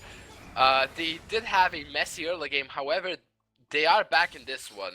There's a small, but extremely small gold lead for Zenith Rangers. It's just around 2,000 gold, which at 21 minutes isn't that big of a lead. Like, that team fight on top is, I think, what pulled them back into this one. Now they actually have enough pressure so they can contest this dragon. We see Caitlyn's traps being put across that entrance towards the dragon pit, so they might actually pick this one up. And Ocean Drake is pretty good for them. Like, they want sustain, they want to poke out. They are the team that are fighting ahead in terms of points, but they are the team fighting behind in terms of Infernal Drakes. It's a 2 Infernal Drake versus nothing. Ocean Drake getting removed, 1000 HP.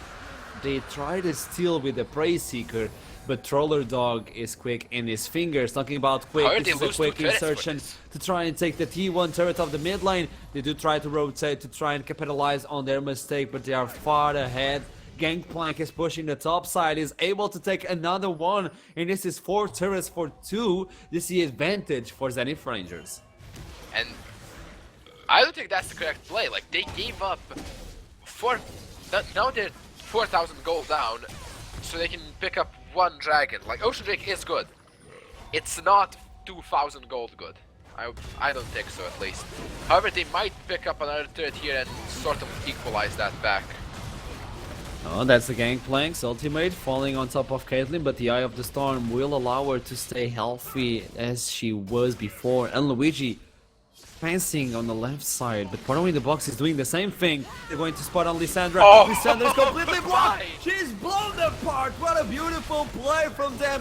Troller's dog is still alive. He drinks up to forget, but he dies in meanwhile. And Luigi gets the Sedex gauge popped open. Ignite burning. He tries to get the life steal, but he's not able to do so. This is a 2-for-2 at the meanwhile. They're able to pile on top of them. Lucian trying to use his every bullet as he has, but the Caitlyn is on the job, but knocked up, and Pepsi King brings him down 14-10. Oh, that fight was so close. Like, they managed to pick up Porno in the box. Troller managing to body slam onto him and having Luigi there right next to him, not even knowing he was there in that big wooded bush. However, the fight just went horribly wrong for them. Exactly, they got Lissandra before the fight started, but they lost the fight. And another turret. This is the 5th turret. This is going to be the 6th one. As Gangplank is just attacking and attacking. Oh, minions! Yeah, they do the job. They get the turret down. He's able to get the death stance. He's able to get another BF, so he's going for an Infinity Edge. My goodness. Gangplank is getting there. Yeah, he's pretty strong right now. He has the most gold in this entire game, 11,000. He is not to be trifled with. We see Envy picking up that red buff. Red buff is pretty good on Caitlyn. Like, she has a lot of auto attack range, especially with the rapid fire cannon. She can proc the slow and the true damage from a safe distance. However, I'm not sure what distance is safe against this Zenith Rangers team. They seem to be hell-bent on engaging all the time. Oh wait, Epic Avalanche really want to engage. This is a Righteous Glory finish for Troller Dog, so he wants to get on their face. Yeah, it looks like they want to go on the offensive for a bit, which is... It might be actually understandable, like... they went on the offensive before that fight and picked up Porno in the box. Maybe the lack of continued aggression is what is losing them this one. At least that is what I think their reasoning might be. It's an interesting it's worth a try, build. however, I'm not sure if it's all that good. Like, I don't know. Troller Dog wants to get onto this backline of Lucian and Gangplank, and the slow is pretty nice. But I'm not sure if that's the right call. It looks like they're setting up some sort of ambush here. Oh, Rula might get caught. It's Ruler, they really want to take Azir out of the fight, out of the equation, out of the ultimate from Gangplank as the curling just piercing through the body of Troller Dog. He tries to block it all. On the other side, this is a fight that Luigi doesn't want to take. Oh, this is not enough! Luigi takes the 1v1. He just needs to get back to base and teleport to his own team. The 90 caliber net is actually able to remove him from the knock-up. And Imbi, running away, is able to get himself into safety. Pepsi King, you don't want to drink this one, mate. And is able to get away. And in the end, this is a 1-for-0. This is Gangplank losing the 1v1. Yeah, he just gets bursted near the end there. On the Aurelia. Couldn't pop the barrel because he got stunned from the equilibrium stack. And that is a free turret over to Epic Avalanche, and they need this. Like, they only have, it's 2-6 in turrets. They need to get some objectives real quick. The critical strikes is what Gangplank is looking for on the next couple of fights versus Irelia as the Prey Seeker finds him. That man's plate is there, so Rek'Sai does have a little bit more movement speed to fight off and play with Irelia. Irelia now, who has 1700 gold on her pocket to finish that Sunfire that she's going for. It's not the usual build for Irelia, but at least it's the build that she's going for, to try and burn the dreams of Natho, who was having the lead, but now losing the 1v1. And this is troublesome for him. This is a method of cooldowns. Yeah, and Dragon is spawning in 15 seconds. It's Mountain Drake. If Zenith picks this up, they can probably knock on inhibitor doors right now. Looks like they're positioning for it. Oh yeah.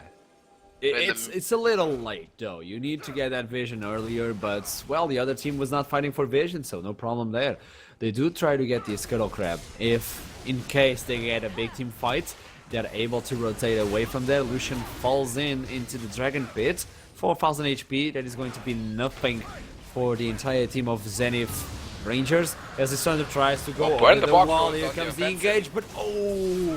Falls short on the floor. The team of Zenith Rangers is now in trouble as the explosive cracks brings them back. The body slam is there, but Gragas is not tanky enough. Oh my goodness, the damage is way too big. And the ultimate from Gangplank is piling on them. Caitlyn though is attacking on the bushes. Please pay attention to this. She's dealing the damage that she needs, and Luigi gets the stun, but doesn't have the necessary life to stay in there. Azir and Caitlyn ace in the hole, blocked by Pepsi King. They are so low, and Luigi wants to get in, but his HP is just blinking red, and they are forced to leave this one open as Epic Avalanche are coming back into this game. That was a crazy fight. So many explosions left and right, everybody knocked up, cast aside, like... What happened, Akira? What happened? Azir happened. Holy Shurima. Holy Shurima, yeah. Azir happened. The Emperor's Divide was actually quite good, blocking Porno in a box. If you see, the ultimate was not used. And this is interesting. He was able to block it open. I don't recall the Frozen Tomb being used on a team fight, but it was such a chaos that I probably missed it, and the cooldown is 60 seconds if I'm not mistaken at the level 14 with the build she has, because she has 30 to 40 cooldown reduction. But this is a desperate Baron. They do have Irelia with a TP available if she wants to come in, but she needs to come in right now. That's 2000 HP. Oh, bro! Oh, he gets it! Oh, the hero play comes in and takes the Baron play. Rula has the Empress Divide ready. He uses it now. The soldiers are just scattered around because they are not dealing enough damage. Gangplank wants to use the damage that he has. Parlay on his face. Bird might get down, flashes away. The Baron is still there. Oh, chill out, mate. As Porno in the box takes another one to the ground. 3 members dying for the buff of the Baron. Like, a hero play by Troller Dog, but they stayed for whatever reason.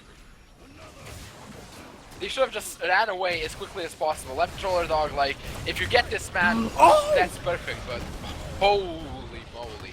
Imbi is taking a lot of damage. You were almost blown apart, man. The Hurricanes is not finished, so he doesn't have the necessary wave clear to deal with those pesky little minions, even though his own minions have the Baron upgrades. So he's forced to back off with one parley on his face. That's an Infinity Edge, that's a Trinity Force, that's the Death Dance. Let's see what he's going for right now. If he's going for the Spirit Visage, he's going for Dead Man's Plate. Oh yeah, probably Dead Man's Plate. Ooh, that's this a is going good to be, item for him. He needs more move speed. If he has enough move speed to catch whoever he wants out, then yeah, they're pretty dead. One crit to the face and you're donezo. This is interesting to say the least, man. Batman's Plate is going to slow down the target while he's getting movement speed because of the Trinity Force. So not only he gets more movement speed by the Deadman's Plate by itself, he also gets movement speed by the Trinity Force, which is going to deliver the Gangplank completely on steroids while the target is slowed down. So this is what they need. This is the NAFO that this team needs. This is Zenith Rangers picking up this game, finding as best as they can, coming up from that big defeat. They just packed the bags and they were done with the first game. This is what they needed to do. Okay, why should we tilt ourselves if we are able to fight them off? And this is what they're doing. This is now Epic Avalanche fighting behind, trying to assert this game, which is not easy. This is nothing alike from the previous game. The Baron buff is still on 2 members, if I'm not mistaken. It's Janna and Caitlyn. Let me see. Yes, that's only 2 members with the Baron buff. Will this be enough to stop the onslaught? They have inhibitors down, and in a minute 30, another Mountain Drake is spawning. That's 20% of their damage translated into true against turrets and epic monsters. They're not just going to shred turrets, of which there are only 3 left in the entire base of Epic Avalanche. They're going to destroy Baron, like as soon as it spawns. If the game lasts long enough, of course. Those little traps are everything they have to fight them off. 2 inhibitors down. This is really, really the time to fight back. Epic Avalanche are the rabbit that is getting, well, clustered on his own house. They're on their own little house of rabbits, and they need to fight off. They need to shoo off the legs and remove Zenith Rangers from this fight, but I don't think this is enough. They are moving as a squad now, not as a one member, not as a 5 unique squad. In the previous game, they were trying their best to go on lanes. They were trying their best to capitalize on what they had, on the aspects that every single player brought. But they are not doing the same now. They are playing as a one member. They are playing as a squad. They are playing as, well, Zenith Rangers, I gotta say. Yeah. I miss these guys, by the way. Yeah, me too. Oh, Janna, goodbye. Have a good journey home. Oh, the shields, the heals, the protection.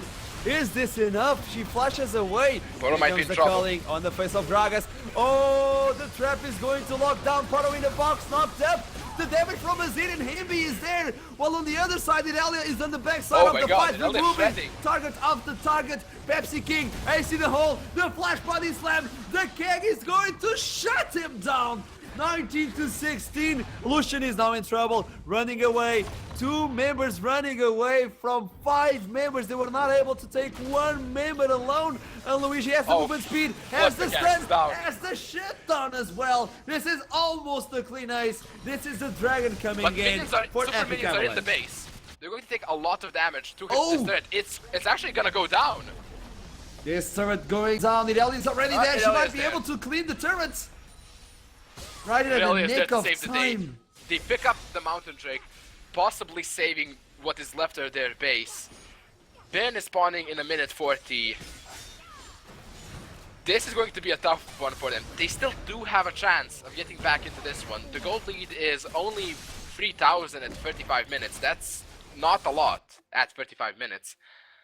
However, they have no map control, and this might be a free Baron unless there is another godlike steal from Troller Dog. Or they get another pick before the Baron attempt.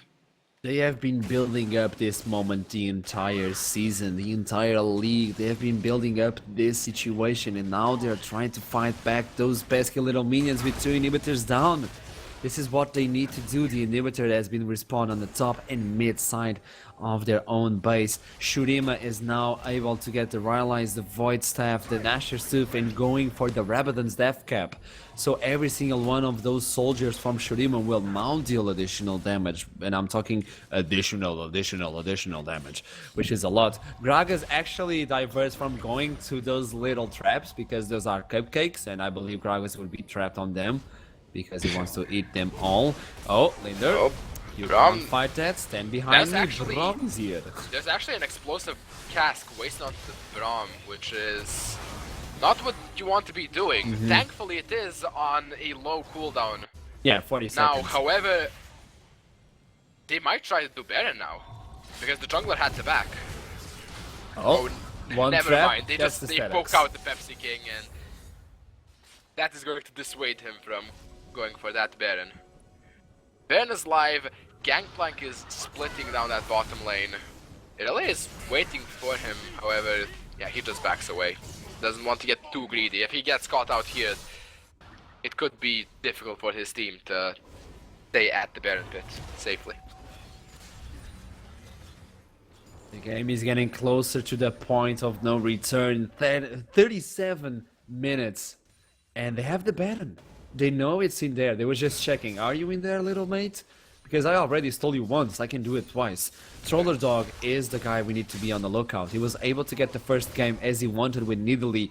And now with Gragas, he is not having the same game, but he was able to get that Baron. He was able to keep the hopes of Epic Avalanche a little bit more alive. The Cinder is open. The Cinder is lit.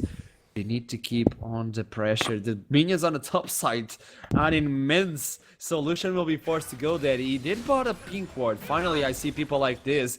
Like, even in the LCS, people fail this. Okay, I do have a Doran's Blade, but yeah, I'll sell this so I can get a pink ward because this might win me the game, not the Doran's Blades. A lot of LCS players usually just stick with the Doran's Blade, but no, not Flirt Mechanics. Vesper League showing off what they have. Well, yeah, he has that black, but he is tanky enough. The reason why you would keep the Doran's Blade is because of the extra health it gives you. It's Pink it's a lot wards, of mate! good pasted. Pink wards are good, but if you get one shot, it doesn't matter.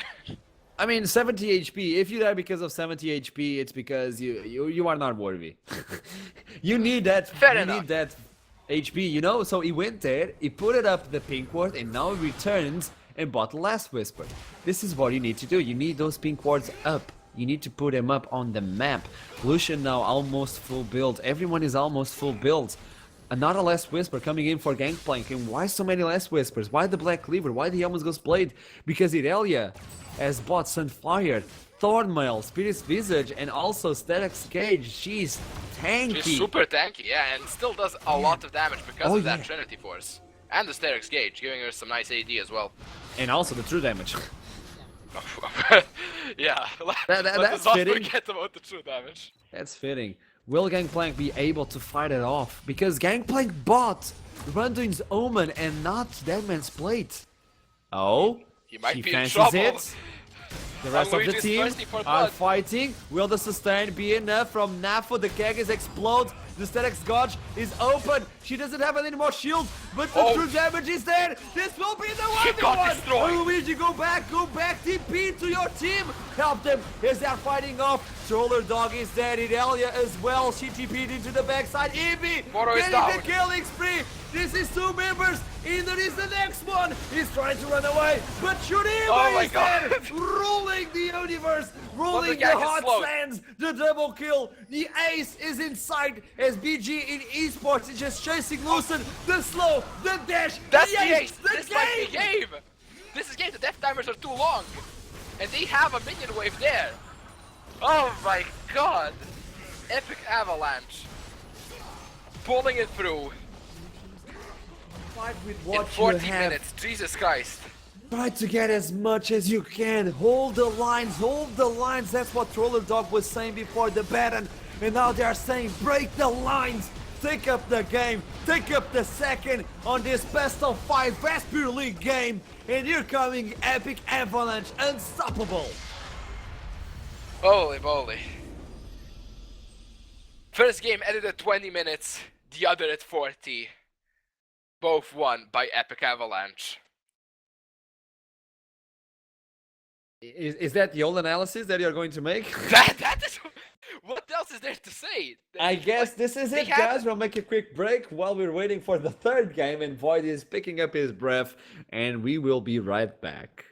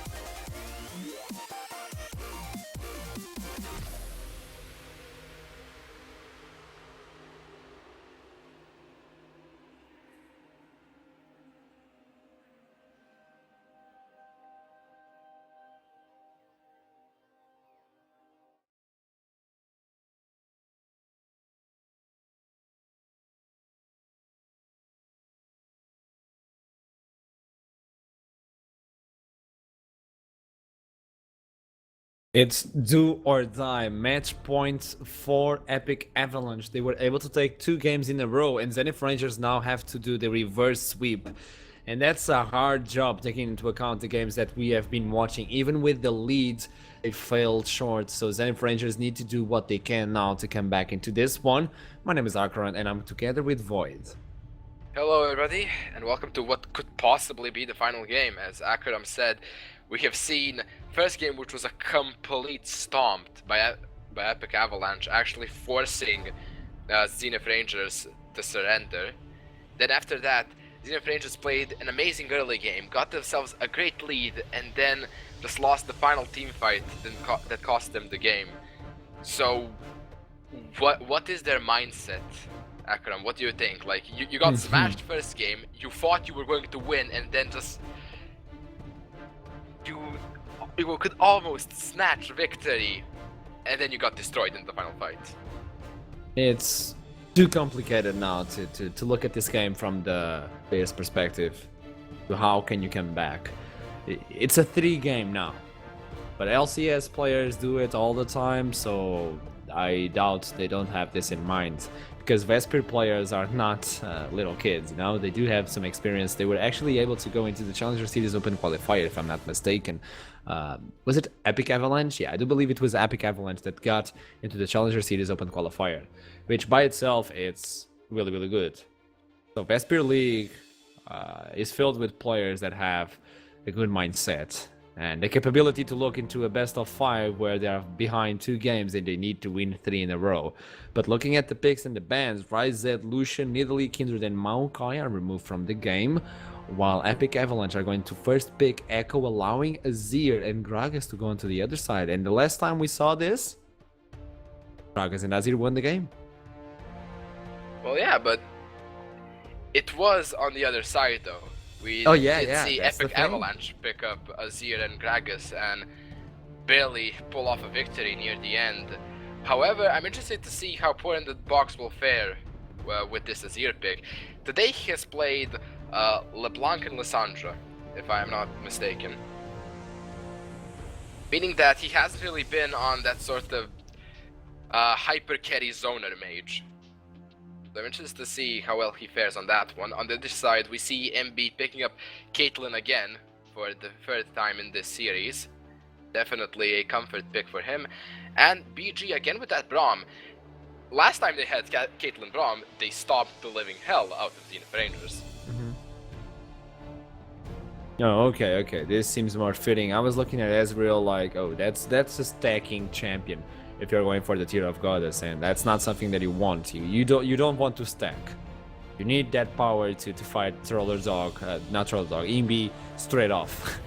You need power. You need something to do with it. And Twitch is actually one AD carry that has a lot of power. He packs a lot of punch, but he's not on the meta, sadly, because he's a really, really good AD carry, but he's way too immobile to play against. So they're going to bring Sivir, who, talking about mobility, is the queen.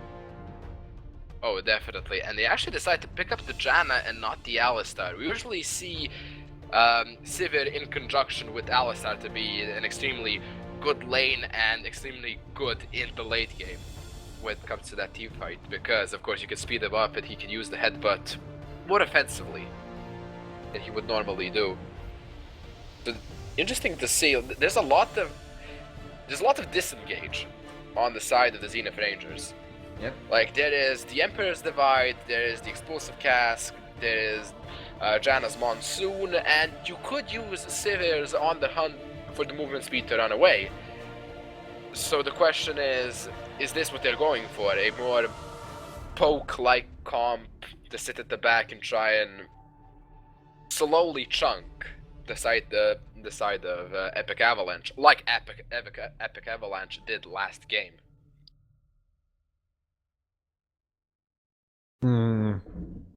This is weird because, okay, Gragas is a flex pick to begin with. He can go jungle, he can go top. So you still don't know who is who in what position. Also, Lissandra and Graves could be flexing in terms of even Echo.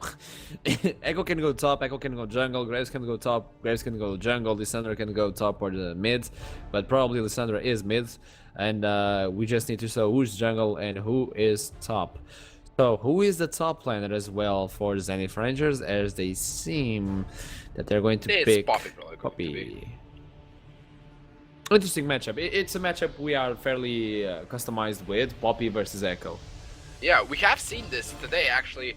However, the roles were kind of switched. It was Unluigi on Poppy up against Nafo on the Echo, and Unluigi won that one. So, let's see what this one is going to be like. If it's just Unluigi being completely better than Nafo in this specific matchup, or is it tilted towards Poppy's favor? Lightly. In all honesty, Luigi was getting destroyed this last game versus Gangplank, but still he was able to get Bruiser build, Irelia working versus a Gangplank full damage with Randuin's on him as well. So, not even the Gangplank was able to destroy Irelia, even though he was far ahead of Irelia. And even though they were close in items, and we gotta hand it, okay, they were close in items, so that advantage starts to disappear. We can't forget the fact that they had 2 Infernal Dragons. So Gangplank had 16% additional damage versus Irelia, and that still wasn't enough. On the first game, we remember clearly how the matchup between Luigi and Nafo was. So top lane, we should look into the top lane as who is going to be able to split push and who is going to take the Rift Title for the top lane for the first time, which is really, really important. If Echo is able to get the Rift Title, my goodness, that is going to be disgusting. And yeah, and then will probably give it to the jungler and we're both. Oh, I would cut my wrists. I wouldn't go that far, but I think I would flame intensely. Like, I'm not gonna lie, that would tilt me severely.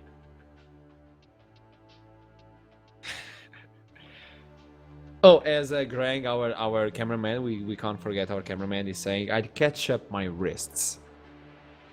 A fairly better way to say what he would do. But looking into the summoner spells again, Zenith Rangers bring the Exhaust, try and stop the unleashed power they have. Ignite on Braum though to get the cold pressure on the bot side, so Severe might be in trouble if she gets the Winter's Bite on the face. That's a follow-up straight up in the face. Troller Dog with Graves is not going to be the same ganker as he was in the first game. I don't know if you guys remember the Nidalee plays, but it's not as easy to execute a gank as Graves as it is with Nidalee. Graves is still fairly powerful, no worries about that. Even Diamond Prox was talking on Monty's stream how good Graves is, even though Kindred is able to still kill him on a 1v1 scenario. Graves is still rather powerful in this meta if he's able to land the proper shots. Echo will be the split pusher monster, but they do have a lot of magical damage, and Caitlyn and Graves are going to compensate that. On the other side, it's Sivir, the physical damage.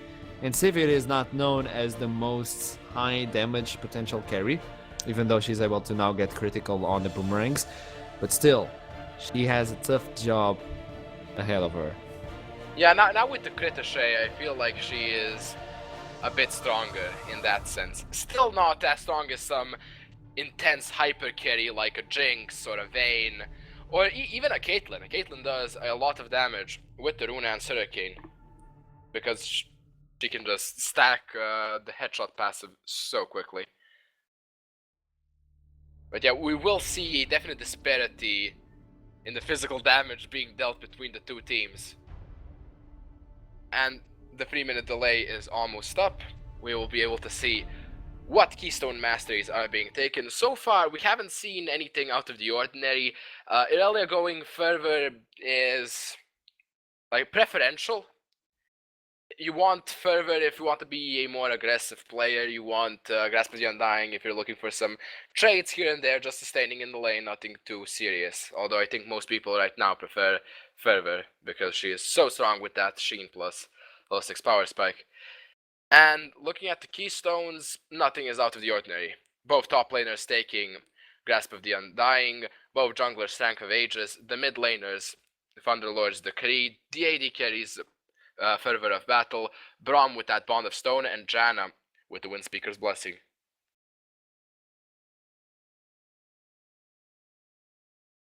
It's all or nothing for Zenith Rangers, and this is match point for Epic Avalanche as we jump into probably, this could possibly be it, guys. Keep that in mind. The last game of Vesper League Spring Season 2016. So Zenith Rangers behind 2 games, while Epic Avalanche have match points on their hands, so they are the ones that could lose everything in this one. In terms of vision, I do think Epic Avalanche will try to keep up the vision that they have been bringing in the past few games. That has been enough. They will start with just the river clearance, see if anybody is going to invade. Everybody on their own bushes, trying to get those wars at the 1 minute and 15 seconds, or they're going to probably put it up down right now. I was actually waiting for them to get 1.15. Yeah, they're going to use it at before 1 minute. Interesting. Yeah, it looks like defensive start from both teams. Probably don't want to do anything too aggressive in what could be the final game. Don't want to overstep their boundaries and have some level 1 Cloud Fiesta that could tilt the favor of the game and tilt the entire team. I mean, why should you? On one side, you are playing to actually get the last point, so you don't want to give anything away. On the other side, you lose. So yeah, nobody wants to risk anything. Well, to be fair, like Zenith Rangers could go for an all or nothing play. Like they are 2 games behind, and even when they looked like they were winning, they still got. That's not the best mindset. Like, okay, guys, we are far behind. We are 2 games behind. So we should actually go 5 invade, man. If we can't, we just surrender at 20. Oh no, I'm not saying it's a good mindset. I'm just saying what they could possibly. It's a possibility. Okay, okay. It is a possibility. By the way, look at the skin that Ruler brought into this game. Beautiful. Yeah, the new Lysandra skin looks pretty nice. My gosh, I never saw it. This is I beautiful. like it a lot. Yeah. Showing off, Ruler. Oh, got all that cash money dollar. All that RP prices. Oh yeah. Look at the bot lane actually. The bot lane of the Zenith Rangers did a level 1 camp while Epic Avalanche actually leashed for Troller Dog. So some disparity in the XP there. And Luigi almost got in range of the turret. We are talking about a 1 Teemo distance between the turrets aggro. That would change the tides of battle on the top side. 1 hit from the turret at level 1 would change a lot. Although, yeah, Nafo is able to get the trades in. He's able to smack the hammer as soon as Echo goes in. This is always the same thing. And Luigi tries to get the 3 stacks on Echo and then follows it up with a Time Winder to get the passive in, but gets the hammer on the face. So it's not easy to get out of that situation. Pepsi King is actually able to get the body slam. And Luigi topside is trying and get the aggression again, but Nafu is looking for the first blood. Force the flash, force the TP back into the lane. That flash was questionable. I think Naf already showed his intent to just leave him alone and continue farming. Or maybe he could flash in back with the Q and get the first blood, you never know. The pressure is high. That is true, however. This is the finals, Void! This is the finals. You're right. They're all bloodthirsty. They're looking for the kills, they're looking for the gold, for any advantage they can. And as I was saying, that Troller Dog is on his way top. He's on his way, but the teleport, no, the flash is still available from Nafo. He's looking to see if he's able to get out of this sticky situation without using it. The Q comes in, and the Winder as well, the first blood. Oh, he stick with the flash too long. And now, Nafo actually wasted flash for that as well. Yeah. And Luigi picked up first blood, so he's gotta feel nice in that lane. Like, yeah, he got smashed in the early game, but that was before he got an extra 400 gold in his pocket, and more, because now he's going to push this wave in. Actually, he just gets teleported on.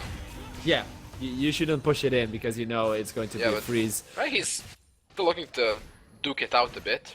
He should probably back away and pick up some nice items for himself. He does have 900 gold, so...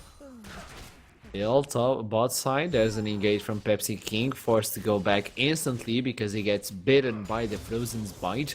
Nafo brought himself the Ruby Crystal and the Clove Farm along on the other side, and Luigi does have that 400 gold, but he just brought Boots when he was forced to TP back. So that is not the item that you want to fight versus Ruby and Clove Farmer, so you'll be forced to go back. Let's see what he buys. Pepsi King smites the Raptor away.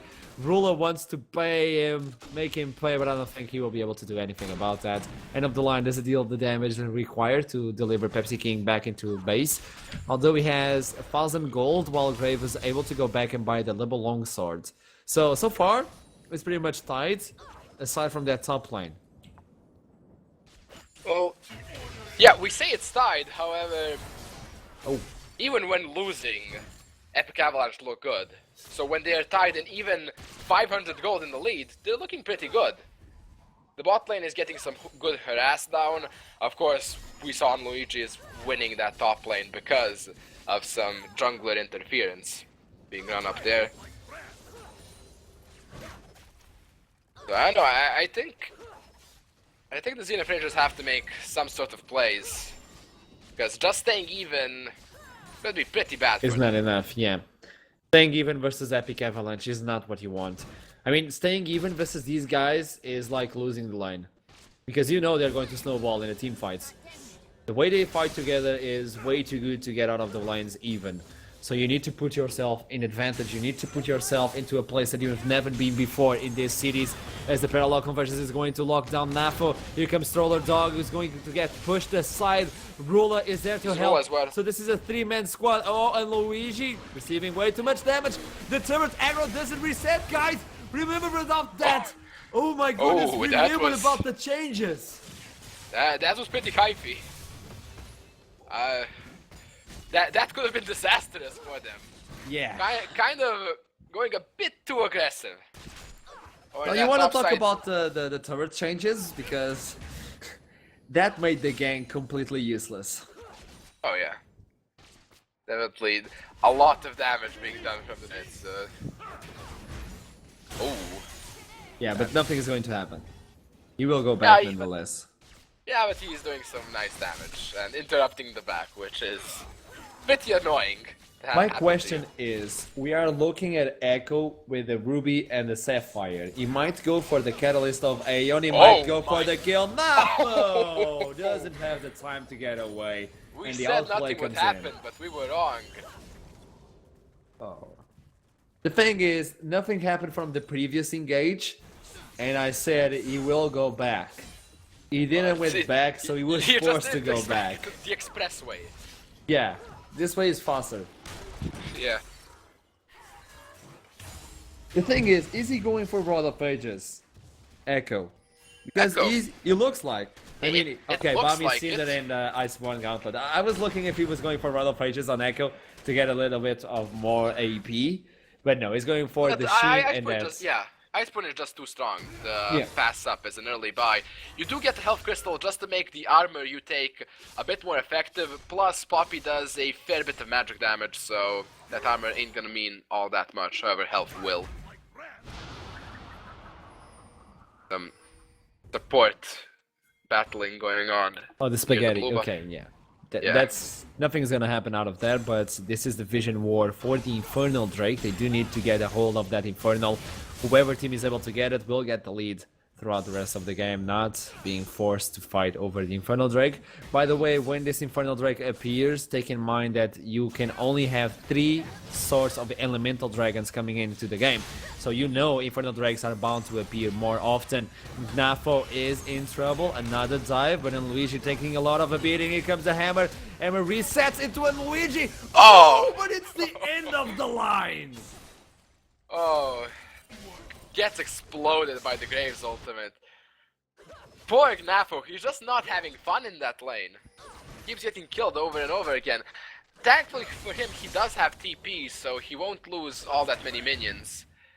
Although he might get dived if he just TPs right under this. There's a lot of minions here and the tower is probably going down. They're looking for the dive. What have you done, Nafo? Mistakes were made. Nafo is in trouble. Slow down. He has to fight somehow. He's dead. But with no chance of victory, he stops in. Yeah, he just stands at the end, tilted off the face of the earth. I think this lane is over for him. The rest of the team is not giving up. They have Azir, they have Ruler taking a lot of a beating by those soldiers who almost are able to get the last pierce in. It's Poto in the box. Everything is on your shoulders, Poto. Everything is on your shoulders, Flirt. Nafo needs to come back into the game. You guys need to hand it over to him. Pepsi King is there to help him. Pepsi King is there to say, dude, calm down. We can get this. We just need to win 3 games in a row. It's not impossible, however, it does look improbable. Best way to say it. Yeah. And flash engage. They are not alone. Someone else is there. It's the stun on Linder. It's the root almost in as the snap trap is not going to connect. Oh! Graves flashes in, but the turret blocks the damage. That was snap trap. That's a good hard name. However, they didn't quite get it. They could try and do the dragon, however, it is dangerous. They do have both Gragas and Azir they could get destroyed here. Like, Azir and Gragas are on their way, they are rather low, they should just... They hurt you. Yeah, they hurt me. Like, nah, we don't want to fight this. So this will be the first dragon for Zenith Rangers, although they're looking to smite it away! Troller Dog is able to steal again! My goodness, can you give anything to Zenith Rangers? Shurimas is there to stop the engage on Poto in the box, but they still got the dragon. Troller Dog again with those steals. Like we saw Baron steal last game. Now it's Infernal Dragon. It's not as flashy, however, it still means a lot. And they're just bullying Poto in the box off of this turret. Holy moly. That is Echo for you. That's Echo with swiftness. He's the Swifty. So he's able to get the 3-0-1. I know you got that reference. I know you did. Oh yeah. I know. We gotta get Swifty. Another BF picked up for Caitlyn. So she wants to get the attack speed item, but she gets the BF first. So she at least has some damage to deliver it with. Let's see if she's going for the Hurricanes or probably for the rapid fire cannon. I would prefer the Hurricanes, so they could at least get that massive wave cleared and also to get a lot of DPS on those team fights. Linder it depends on what you really need. Like Hurricane is really good for team fights. However, throughout this entire series, they have shown they love the siege, and it's been working wonders for them. That is why the rapid fire cannon is a better earlier pickup. Like, yeah, she does get the Hurricane in the end when they start team fighting, but...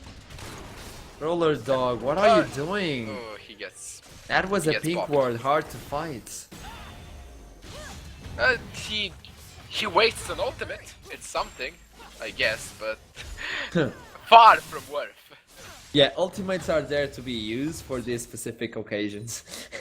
yeah, I can feel in all chat like, OMG, 3 ults for me. No, this is like the classic. Worth. Yeah, well, that's the stun, but the shield is there, so Luigi won't take anything from this. Spectral Call is again favoring Nafo in the trades. This is how you do it. Spectral Call is going to always keep you sustained versus Bami Cinder. Bami Cinder is burning you, but you're sustaining yourself, so it's almost like the damage was not there. Yeah, and it's looking like, yeah, Troller Dog's moving around this bottom lane. Gonna pick up probably the red buff and the Krugs. Might look to make a play somewhere. If 4 in the box pushes up this lane, they could probably pick up a kill on him, because Rula does have his flash and his ultimate. There is a lot of burst coming up from this duo. Sivir is still able to farm carefully. and wisely. Again, Flirt Mechanics with the advantage in CS. The problem is he is never able to translate this advantage into the rest of the game. He has been ahead in terms of farm in all 3 games, but he's not able to control the rest of the lanes that are just scaling out of his control. It's 96 versus 106 minions on the top side, but a 301 versus a 040. So his teammate on the top lane is getting shredded. How can you fight off with the advantage of CS if the rest of the lanes are losing? But that's the perfect hammer. That's Azir coming in to follow it up. This is Randy Frazier's fighting it off. And when you thought they had nothing on the gas tank, they come in and clean the entire team of Epic Avalanche. It's AB the last one in the line. Beautiful ace. Oh yeah, they get destroyed. That was exactly the engage that Zenith wanted, and this is not the ace, this is Echo pushing still. Yeah, Echo's still on the top lane. He's just hammering on that 4th turret. Will he be able to pick it up? Well, Poppy is almost back, but she should be able to. Yeah, but talk to me about this fight. Talk to me about this fight. Well, they were all caught together in a trend bump, and you know what happens when you're all together up against an Azir. There's 5 soldiers, like, beating you to death with spears. There's little to no chance of you getting away. And Gragas' ultimate was good as well, clumping them all together. Sivir there to give some movement speed. So, it's like we said, they do have a lot of engage and disengage on their team. And it worked perfectly for them there. They are stronger together as a unit than they are as individual laners. That might be one of the reasons why we're seeing them kind of falter in these lanes individually. And that's the thing, that's the only difference between these teams, where the Epic Avalanche have been fighting as a one, and Zenith Rangers have not. Finally, they were able to get together and do what they should have done the past 2 games, using their team potential as one, and not as split pushers. Everyone was trying to split push, everyone was trying to get the outplays, but they were not able to do it. Iceborne Gauntlet, though, is going to get the lead on the top side, and Luigi is still looking for Nafo. As comes the shield down, he goes in, gets the passive once again, but Spectral Call is giving the sustain on Nafo. They're actually helping it out a lot.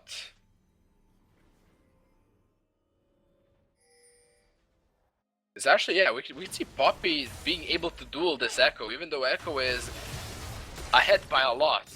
Like, it's 20 minions and 3 kills. That is a... what? This is a 600 gold lead. That is not to be underestimated. That's like... It's the sustain. It's the sustain. It's the Spectral Call. However... No. Oh, here comes the teleport. Yeah, the double teleport. I don't think they can contest this. Pepsi King might be dead. Okay, Pepsi King has to find a way to get out of that. Janna is there to help him, so the dragon is secured from Epic Avalanche. As the explosive cask is going to try and disengage, Sivir gets the scream in, but the movement speed is not enough to get Luigi out of their back. Look at this guy. He's tanking. Ultimate. He doesn't care. They take 1 down and they take the dragon. Yeah, and they still have Rula's Frozen Tomb, so they still can re-engage if they want to. But it looks like they just spread out.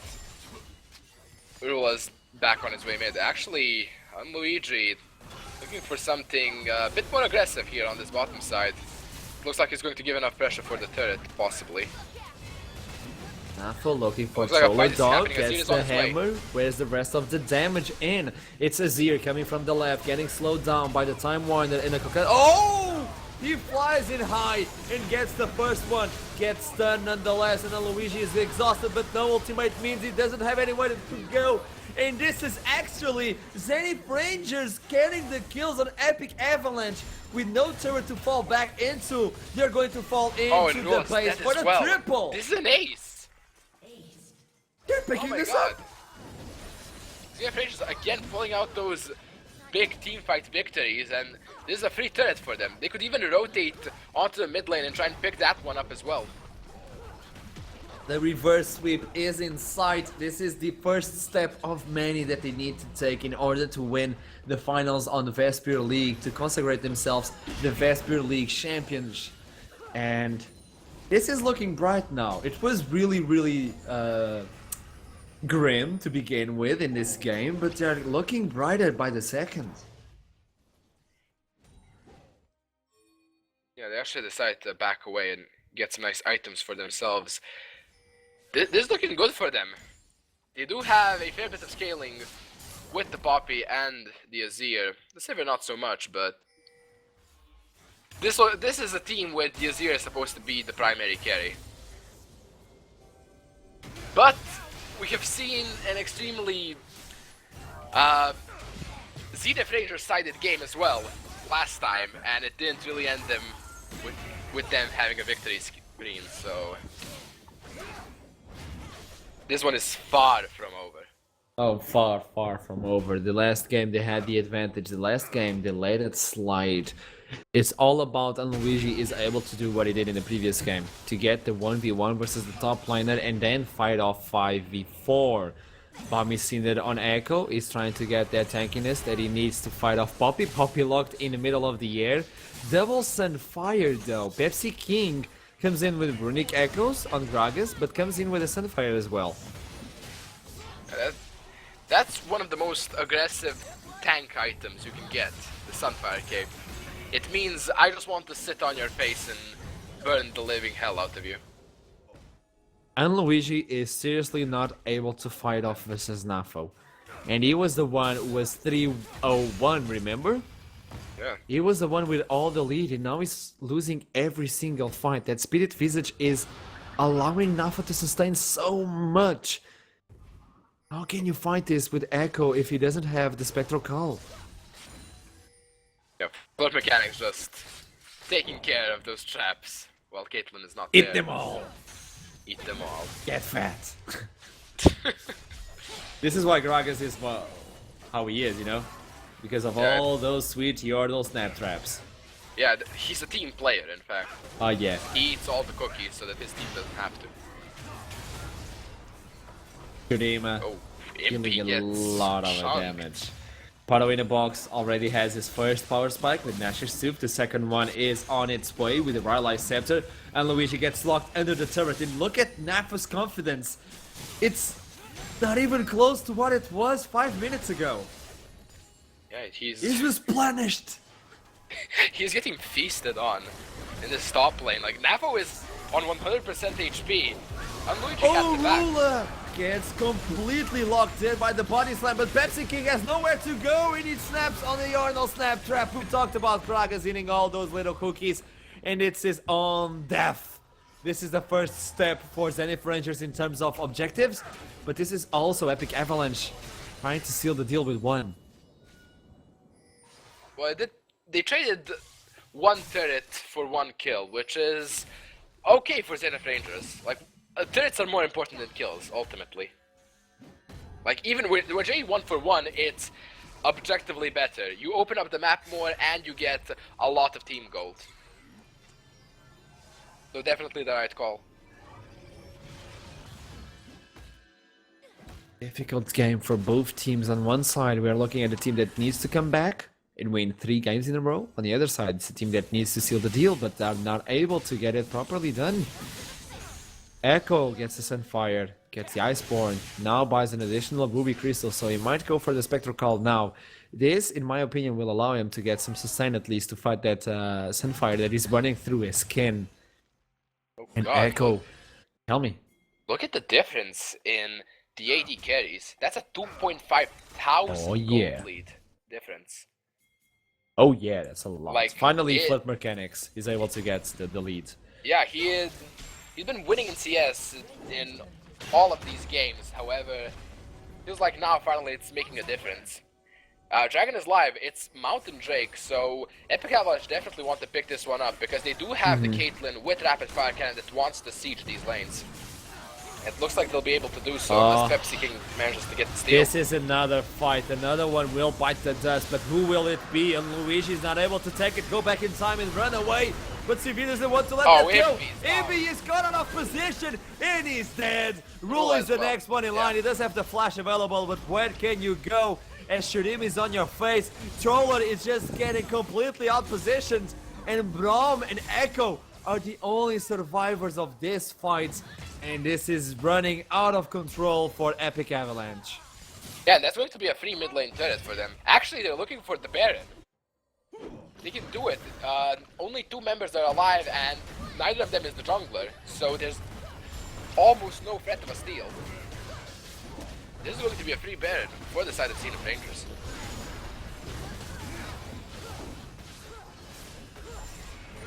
On one side, you have a team that is able to push, and on the other side, you have a team that is able to get the Baron buff. And now it's a hard task to begin with. How can you defend? Now you don't have the Hurricanes, so you don't have the necessary wave clear. Lissandra and Graves and Echo are not going to be able to wave clear those empowered minions. Although Hurricane wouldn't help that much, but it would be something. Well, How can it they use would. this Baron now? To be honest, it would. Like, Hurricane does do a lot of damage to minions. It's good for wave clear, even when Baron powered. And now that Azir was able to finish that second item, well, he's even more dangerous now.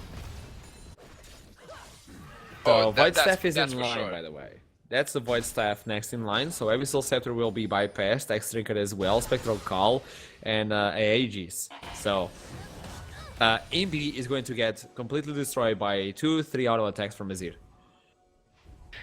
Yeah, and it's Azir with Thunderlord's Decree as well. Even though he has a lot of sustained damage, he has a lot of burst as well. Oh, they picked the wrong member to begin with. Troller Dog is now alone and realizes that 2 members are on his face. 3 members, he is going down. I like how Braum looked Rula at is splitting Gragas top and lane, said... Braum sent the Winter's Bite and said, not so fast. Of course not so fast. He's Gragas, man. He's the slowest champion to begin with because of, you know, gravitational reasons. And now they're going to destroy the entire turret without contestation. And how can you do this? Where's Luigi? Where's Echo? He's trying to fight that off, but he's not able to do that. The Monsoon is perfect, but not enough. Azir is not able to seal the deal on 1 member, and Severe is taking it up. Oh, Caitlyn, one auto attack from killing Severe. They are showing more than they can bite. Oh my word. And they're still trying to siege this for some reason. Run away! You're going to die if you stay there. Oh! I was close. Caitlyn doesn't have her ultimate, so They're looking for something. looks like everybody on the side of Scene of Rangers is safe. Oh, they... Oh, Not so Pepsi. fast. Second time. Explosive cask, but he's tanky as hell. Use that body slam. Yeah, he can just body slam over the wall. Oh, he won't even body slam over the wall. He'll just recall. Oh. Okay. Yeah, Yeah. They just left him there. Rightfully so, because he can't just body slam over, and you can't burst a dude with, what is it, 3000 HP at 27 yeah. minutes. And Severe is not Severe. Caitlyn is far behind in terms of damage. Look at Severe. She has the Sense River, BT, Static Shiv, and she's now going for the Infinity Edge. Let me see how much gold she has. Not a lot. But she's sitting on 3 items and she's going for the 4th one, while Caitlyn is still sitting on 2 and fancying the 3rd one. She doesn't have anything on the 3rd one. Okay, she bought the Last Whisper. She now has something. Yeah, it's a 4000 gold lead between the AD carries. My gosh. So that is, even though Sivir is not as strong of a hyper carry as Caitlyn is, at this point in the game with that much gold in the lead, yeah, Sivir is going to do more. Like, if we get into that late game scenario of both being on equal terms, yeah, Caitlyn will probably eradicate the Sivir. But for now, Flirt Mechanics, he's doing a really good job keeping his team in this one. Oh, Rula, you have to rotate, man. You don't have the TP. Oh. They're forcing a fight. That's a lot of Oh, damage the coming in. Epic Avalanche are looking for the victory again on this team fight. Nafo, you have to assist on your team. He comes in with a TP. Flirt Mechanics is dominating. He's looking for the Luigi, who flashes over the wall. But talking about walls, that's Nafo, who's the wall. He's blocking all the damage from Imby. It's not a lot, I know, but they come in again, and Flirt Mechanics takes another one. He's looking for the third one. He's looking for Rula. That's a double kill coming in for Shurima. That's an ace. That's the third one. Oh, that's the Someone's here. ace. This could be the game.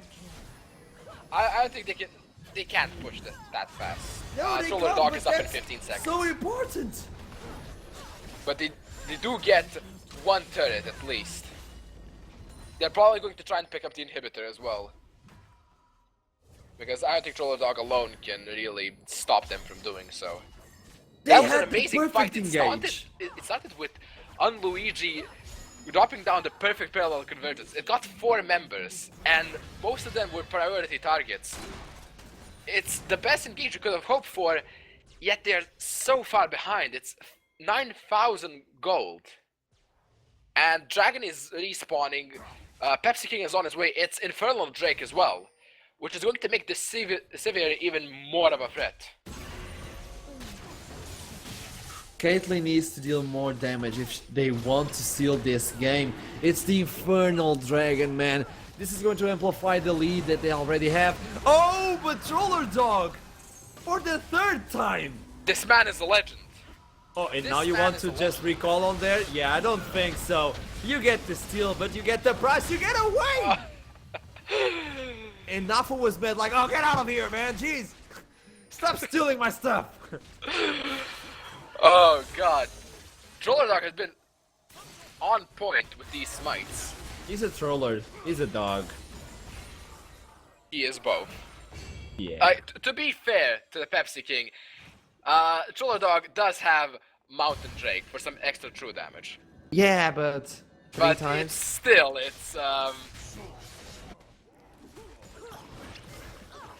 he shouldn't be letting stuff like that happen. That is how you lose games. Oh yeah, Those losing small objectives mistakes like you this. make accumulate together, even though they are really in the lead. Yeah, like- but the thing is, you do have the lead in items, but getting that Infernal Drake would solidify that lead. And now you're giving a little bit of a comeback into the other team, because this will at least reduce a little bit of that item differences.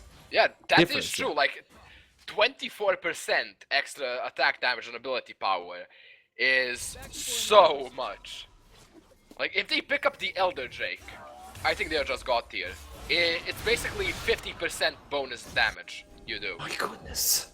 Like on this Caitlyn, when she finishes that last whisper into a probably a Lord Dominic's, doubting that she would go for him. Oh, Troller Dog, what the hell? Troller Dog, come on. What happened on your mind that made you think Shurima wouldn't punish you with 4 items? This could be the turret, this could be the inhibitor, this could be actually the game falling off Epic Avalanche. They lose the first inhibitor, well on the bot side they are going to lose another one because the mid lane is already destroyed. And Flirt Mechanics has the damage on that Sivir. She has a Static Shift, Infinity Edge, Essence River. She has a lot of critical They're looking strike. for the endgame siege. Without the jungler, what can you do? Imbi wants to deal the damage, but the Caitlyn is not dealing the bullets that she needs. The bullets are not finding the target. And here comes the Pepsi King tanking the turret. Only 1 turret apart from winning the game. They take the jungler. They might take Nafo. They look now in Azir. That is the whole problem of this situation. And they take him out. Oh, God. They take Shurima. And now it's only Sivir that they need to deal with. Here comes Echo. Flirt Mechanics comes in with a triple. He's looking for the Quadra. But the turret is dealing all the damage. And Luigi takes out the Janna. It's only Sivir between the win. And those super minions are just pushing them away. Flirt Mechanics is alone. And she's still pushing. Oh my god, What? Troller Dog actually missed both the end of the line and the collateral damage onto Flirt Mechanics in that fight. So Flirt rather Mechanics unfortunate. has been doing a hell of a job. Okay, they He's want been to carrying fight the team. this one. But look Holy at Troller damage. Dog. He's now looking for the Luigi. The stun comes Oh. in. The end of the line is that it's the shutdown he's for dead. Graves. And he has to defend this turret. Like, the super minion doesn't have quite enough damage to finish it off, but they have 2 inhibitors down and 1 Nexus turret left. We have seen them in this position before. Let's see if they can make another miracle comeback like they did last game. You need to breathe. Not talking to you, Void. I'm talking to the entire team of Zenith Ranger. They need to breathe. It's on their hands. They might get the comeback, at least for one game. Then you have to deal with 2 additional games to actually get the win on Vesper. You can't get caught out of position again. Imbi is forced to flash away. And BG Esports is coming in. Teleport from Echo. He's going to seal the deal on the jungler. Following the box is the next. Is he going to get stunned? No, he flies high. Oh my goodness, I believe I can fly. Is playing on the background of this game. Baron is initiated, but can you fly that high as well? Epic Avalanche, this is not something that you want to deal with because the minions just took out the last turret. Troller Dog gets the ban, and that's the buff you'll be looking for the entire game. And it's Nafo tanking for days with no problem whatsoever. Michael's Crucible is going to get the sustain on him. He comes back on time, but meanwhile the minions are winning the game. Here comes Flirt Mechanics with the boomerang. He goes in, he goes out. There's not enough damage as the Thornmail is able to at least keep him alive. But now with the Baron buff, oh, he got the recall. The Baron buff, is this enough, Void? This game is madness! I'm not sure if that was enough. I'm not sure if that was the right play from Zenith Rangers. Gnafo did have teleport. He saw that the turret was almost dead. I think he should have just left the Baron, teleported into their base, and then just have his entire team run recall interruption for the side of Epic Avalanche. That, I think, could have been the game. But like this, the last inhibitor that is down for Epic Avalanche is about to respawn. They have Baron buff. It's 25 seconds until Elder Dragon. The Elder Dragon, if Troller Dog gets it, gives them 5% AD and AP, along with the extra AD and AP they have from the Baron buff and the Baron empowered minions. I think it's almost impossible to lose the fight at that point, if they manage to get this final dragon. The thing is, what if Zenith Rangers pick up the dragon? That's 45%, 45 true damage coming in per auto attack or per skill. Azir will be able to proc that so easily. Also, oh my gosh, they will just push for the win. They have empowered recalls, remember about that. Elder Dragon is going to give them so much true damage as the rest of the team are trying to come in for the ending the game. Here's the empowered recall. Nafu is coming with a hammer. He's trying to stop Troller Dog. Troller Dog is going by foot. The Nexus is getting all the damage. They're going to win the game. Oh, they pick up the comeback.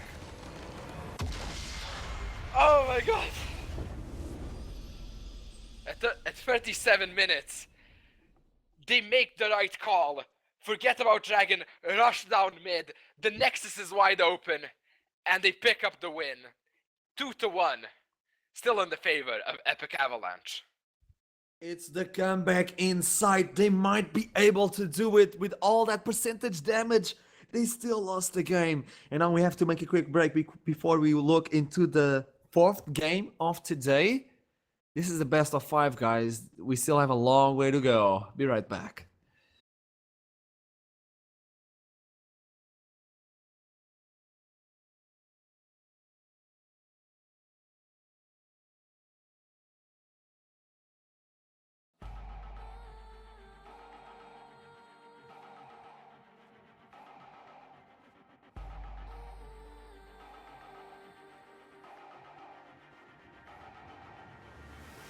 Do we fight to hold our heads up high and beat the drums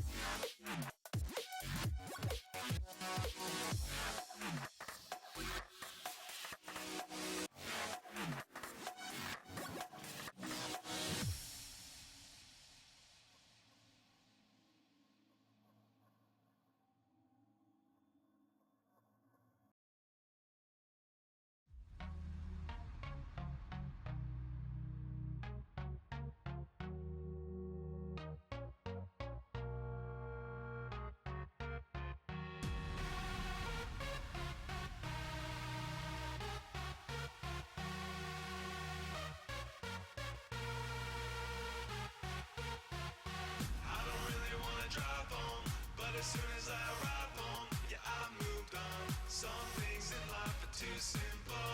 Some things in life are too simple.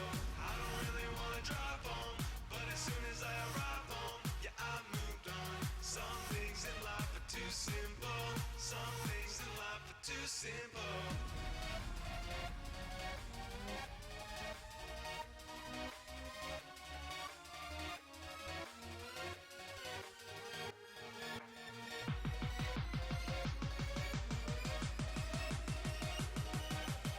Some things in life are too simple. Some things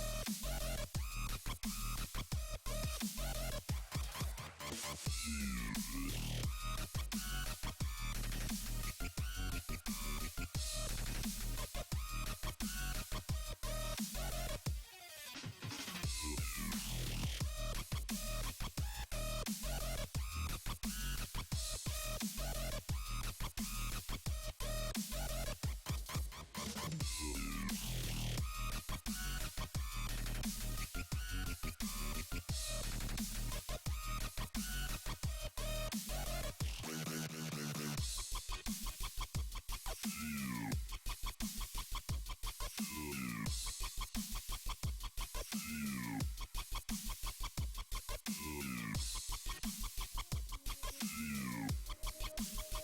too simple.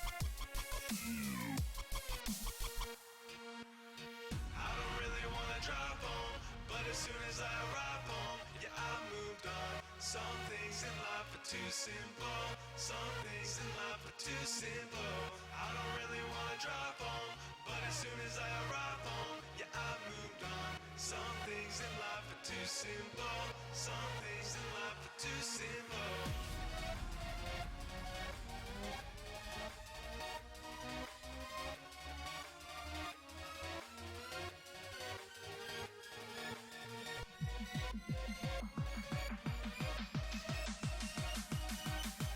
Some things in life are too simple. Some things in life are too simple.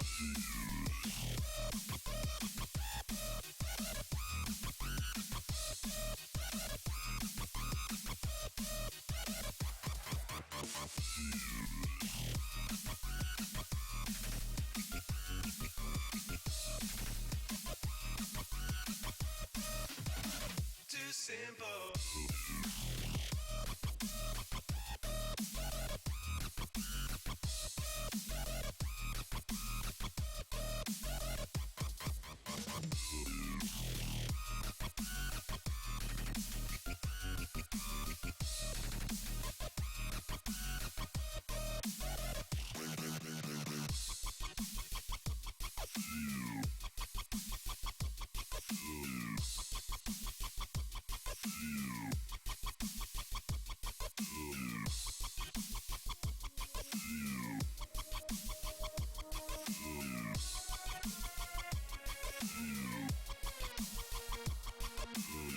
I don't really wanna drive home, but as soon as I arrive home, yeah, I moved on. Some things in life are too simple. Some things in life are too simple. I don't really wanna drive home, but as soon as I arrive home, yeah, I moved on. Some things in life are too simple. Some things in life are too simple.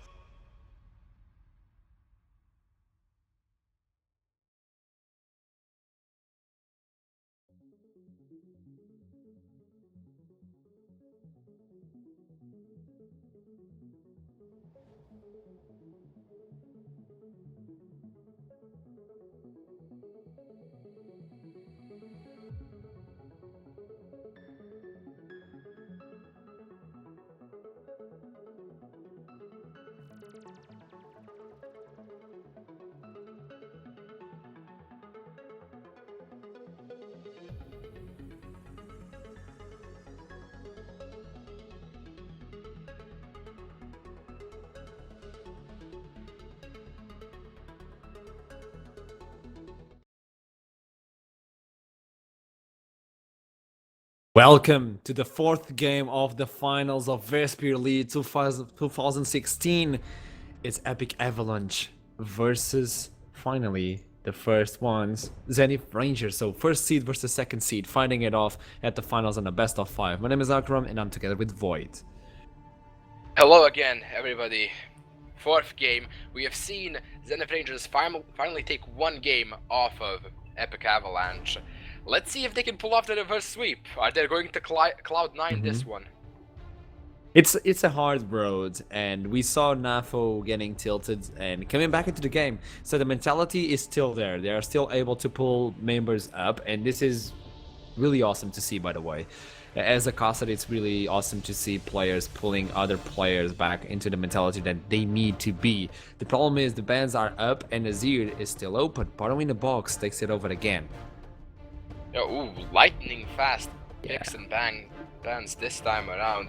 We still see Nidalee being taken away from Troller Dog ever since that first game. They don't want none of that.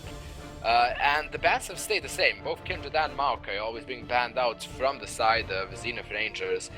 And we also see sort of similar bans on the side of Epic Avalanche. Always, it's the Rise of the Z, and then the final ban is a flex ban depending on what team comp they want to play. This time it's the Echo ban. And finally we're seeing Imbi on something that's not the Caitlyn. Actually picking up the Lucian in the first rotation. This leaves open Janna again, and the Caitlyn is also open if they want to bring Caitlyn Janna, so that empowered max range auto attacks with the Eye of the Storm, it's something that they could be looking for, but the Poppy is open, and NAFO has been having beautiful games with Poppy, so why not take it again? This means that there's no Poppy for the top lane, there's no Echo for the top lane. What do you bring in this situation for Luigi? Well, there is no Maokai as well, which is also unfortunate. So he might just walk back into that Irelia. He seemed rather confident on it, even though his laning phase was not the best.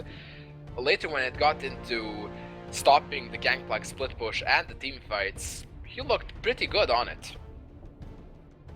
Victor is one of the mages that I was, well, fairly certain that would appear more in these finals, but he is now getting the first glimpse of use. The Chaos Storm is so good. The Siphon Power is better now with the Morello-Namicon, and I believe this is going to be the pick to fight off Azir, and this is something that is going to show off the first time. Also, Imbi with the Lucian. Oh, they switch it over at the last possible second. At the last second, just to troll you. That's probably going to be a top lane Gangplank. I doubt that you would want to take that up against an Azir just because an Azir can outplay you so hard with his ultimate. So yeah, now we're going to see Luigi on the Gangplank.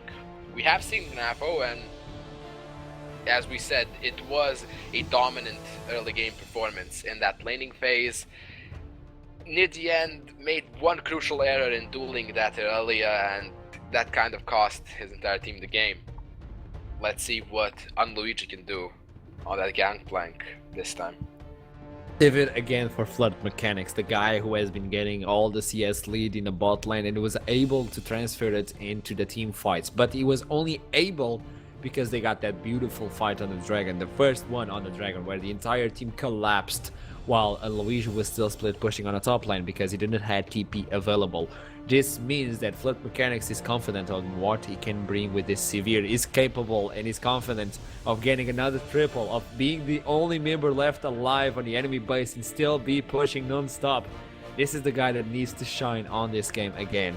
The last pick, it's Elise to the jungle, something we didn't see in the previous games, but is solid as hell.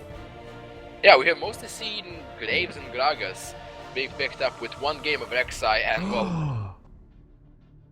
Oh yeah. Taking the Kale. Now, I love this. Haven't seen Kale in a long time.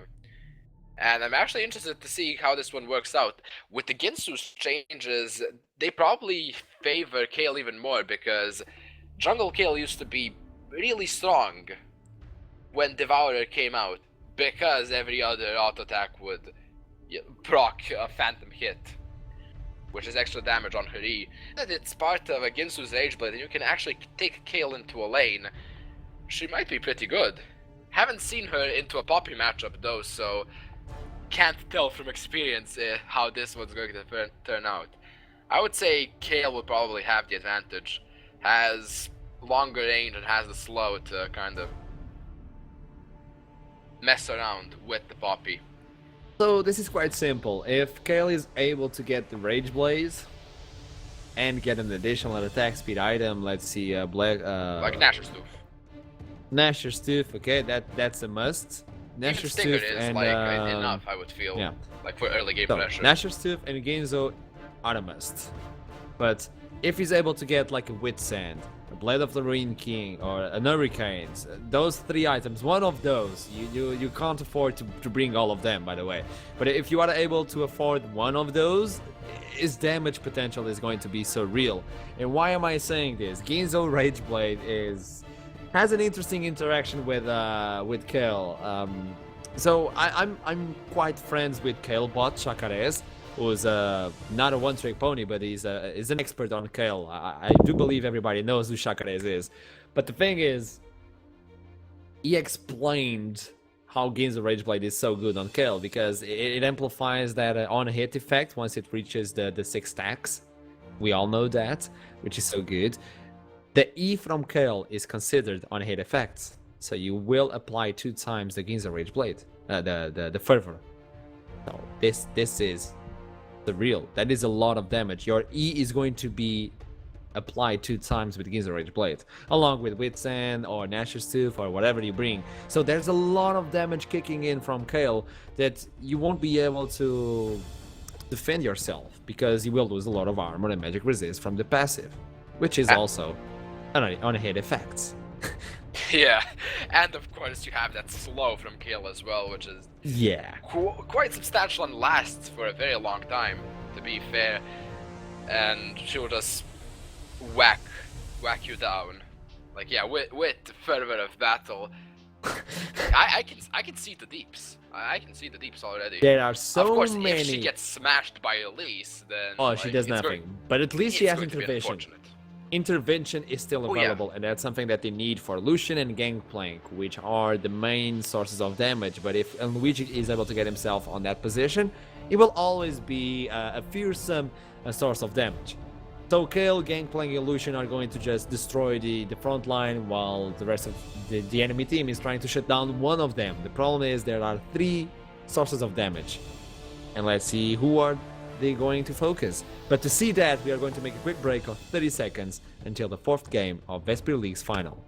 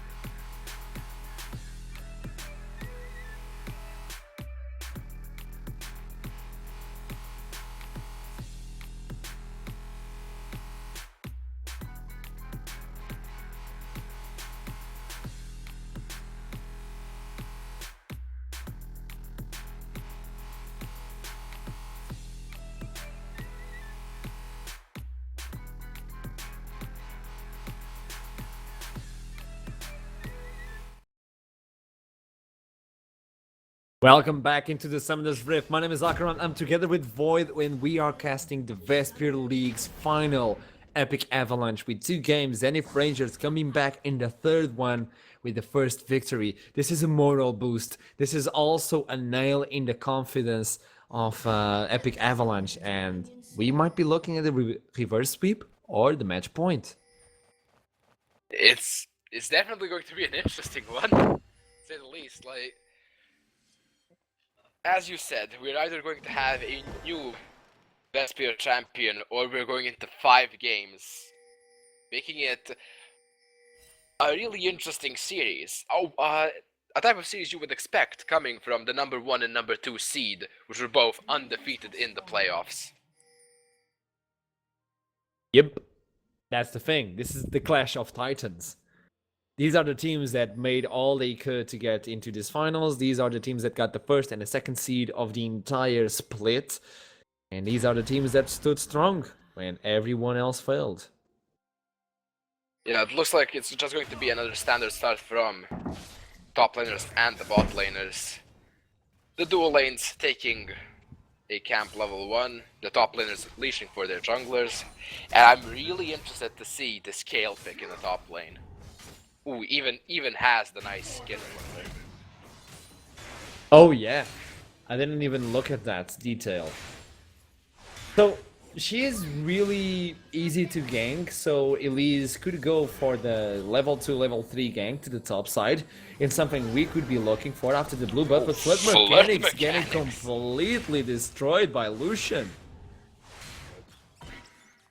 A bit too confident by Flood Mechanics, going headfirst into a level 2 Lucian. Well, he came out of a game where he got the triple kill and completely destroyed the enemy team, so the confidence is something that is not missing on Flirt Mechanics. Oh, that is for sure, but he should. Yeah. But he should be still careful. be extremely careful. Oh yeah, he should. But he is not at this point. The first dragon of the game is the Infernal, so you guys are able to see what are we talking about. The last games we are talking about Epic Avalanche as well, with 3 Infernal Drakes, and they still lost it. There's been a more than average amount of Infernal Drakes in this series. Yeah. This is bot. Yeah. This is scripted. This has to be scripted. Like, every time I play, I get like Cloud Drake or something, and it's completely useless. Like, oh, that's some nice movement speed. It'll help you get the lane faster. That is all. Run like the wind to the lane and nothing else. And nothing else, yeah? Like, literally, nothing else. Like, okay, you got that. And what else? Nothing. Like, Thanks. The jungler gets something from it. Oh, Possibly, Float gets something from look that at as the guy. well. Also, I want to see BG in esports play with his Bard. He needs to be the playmaker. He needs to be the one locking down targets, so Gragas is able to follow up, Kelly is able to prepare the big shred on armor and magic resist, and Gangplank is able to follow it up with ER, the Cannon Barrage. So there is a lot of AoE damage coming in, and Cole, first item on Rula, Gangplank. Ooh. Yeah, one. Just sit in that lane and farm. Oh, whoa, whoa. But do you not agree with it? Do you think it's disrespectful? No, I don't think you saw the bot line for Mechanics to escape with 10 HP flashing away. Oh, I did not see that. I was That's my... focusing somewhere else. Then I assumed that the whoas are completely deserved. Yeah, Flood Now you Mechanics, he's understand. not having the best of lanes against this Lucian Bard. And I have to say, like, the picks have been rather stale in this series. We have mostly seen the same, like, 12 champions over and over again. But there are 3 unique picks on this one. That's nice to see. Oh, the cocoon between the minions! Oh, has That to flash is not away. an easy thing to do. That's really well done by the Pepsi King. However, I think Unluigi can stay in this one. He has the healing, and Gnafo took a turret shot for that. It's an interesting Flood matchup. Mechanics It's an again. interesting situation on the bot lane again as he first. Oh, flirts! Ignite is taking one additional impact. first blood. He's going to take the first blood. Another heal is going to keep Imbi alive. He doesn't have mana to deal with a piercing light, but the turret shot falls quick on BG in esports. But that's the first blood coming in for the team who has always picked up the leads. One. Oh, Nafu teleporting onto Luigi. He might be in trouble. Troller Dog is there. Just backs away. Keep in mind that the second game, Troller Dog brought Gragas and he was not able to do a lot with this champion. The first game, though, with Nidalee, that was a sick game to begin with and to begin the series. But Troller Dog is not really fond of this Gragas, at least from what we have seen today. So he needs to pick up the pace in terms of map pressure. He was the one with Nidalee, completely destroying the entire game. Just ganking. He didn't care about anything. He almost didn't touch the jungle because he was always ganking. So he needs to be on the lookout on Troller Dog. Where is he going now? Because Elise is going again to the top side. Oh, yeah, that is a lot of damage coming in from Kale. The Stinger, as you told us. Yeah, it helps out a lot, but he's pushing the wave quite vigorously, so the Pepsi King could look to make some play. Thankfully for Luigi, Troller Dog did pick up that Rift Scuttler and has some vision near that Rift Herald. 46 to 29 minions, and Lucian is going for a different build. Finally, we're able to see the normal Lucian with the BF going probably for the Essence River and also Infinity Edge. Let's see what this Lucian is going to bring us today. What sort of happy treat is he going to deliver? Is it going to be sweet? Because Bard is approaching with all that sweetness of the Penguins. The culling! One bullet away, Imbi, you gotta shoot him! But the turret does it instead, and Inder is able to keep himself alive. Flood Mechanics is able to keep himself alive. Oh my gosh, one bullet would be enough. Oh, Janna doing so well there, body blocking the last shot of the culling. Well, the last few shots that would have killed. The last few lot of shots. Yeah, the last few shots that would have killed Flood Mechanics. I got you, mates! Oh! No, that's a real trust. That's real team play right here, right now. That's also the Cannon Barrage following it up. The slow. Oh, Imbi doesn't have any additional mana to follow it up. That Piercing Light would get 2 kills, not only on Sivir, but also on that Janna in this situation. He has been falling short of mana, so that's why he's going for the Essence River.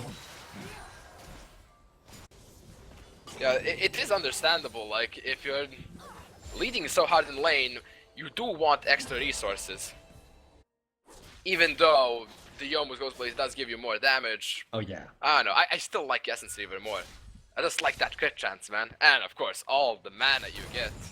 Oh, so somebody explain to me why this build is so good on Lucian and why the Essence River is actually bypassable on Lucian. So, if you go Black Cleaver, Yomu's Ghostblade, there is no one who will be able to fight you off.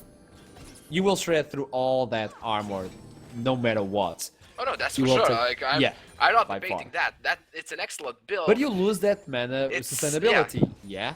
And the AD carry who was talking to me said, well, if you don't spam abilities like a dumbwit, this was actually the sentence he used, you won't need the extra mana. So if you stop using abilities like you don't care for mana, you will be actually able to fight off with Essence Reaver. I still remember playing before we had Essence Reaver be such a good it's item. Doable, but it is doable, but it just doesn't feel right. You get so doesn't spoiled. fit. Yeah, you get so spoiled by the Essence Reaver. Like, oh yeah, I have infinite mana. I can just press all the buttons. Like, face plant my head on that keyboard like I'm playing Katarina.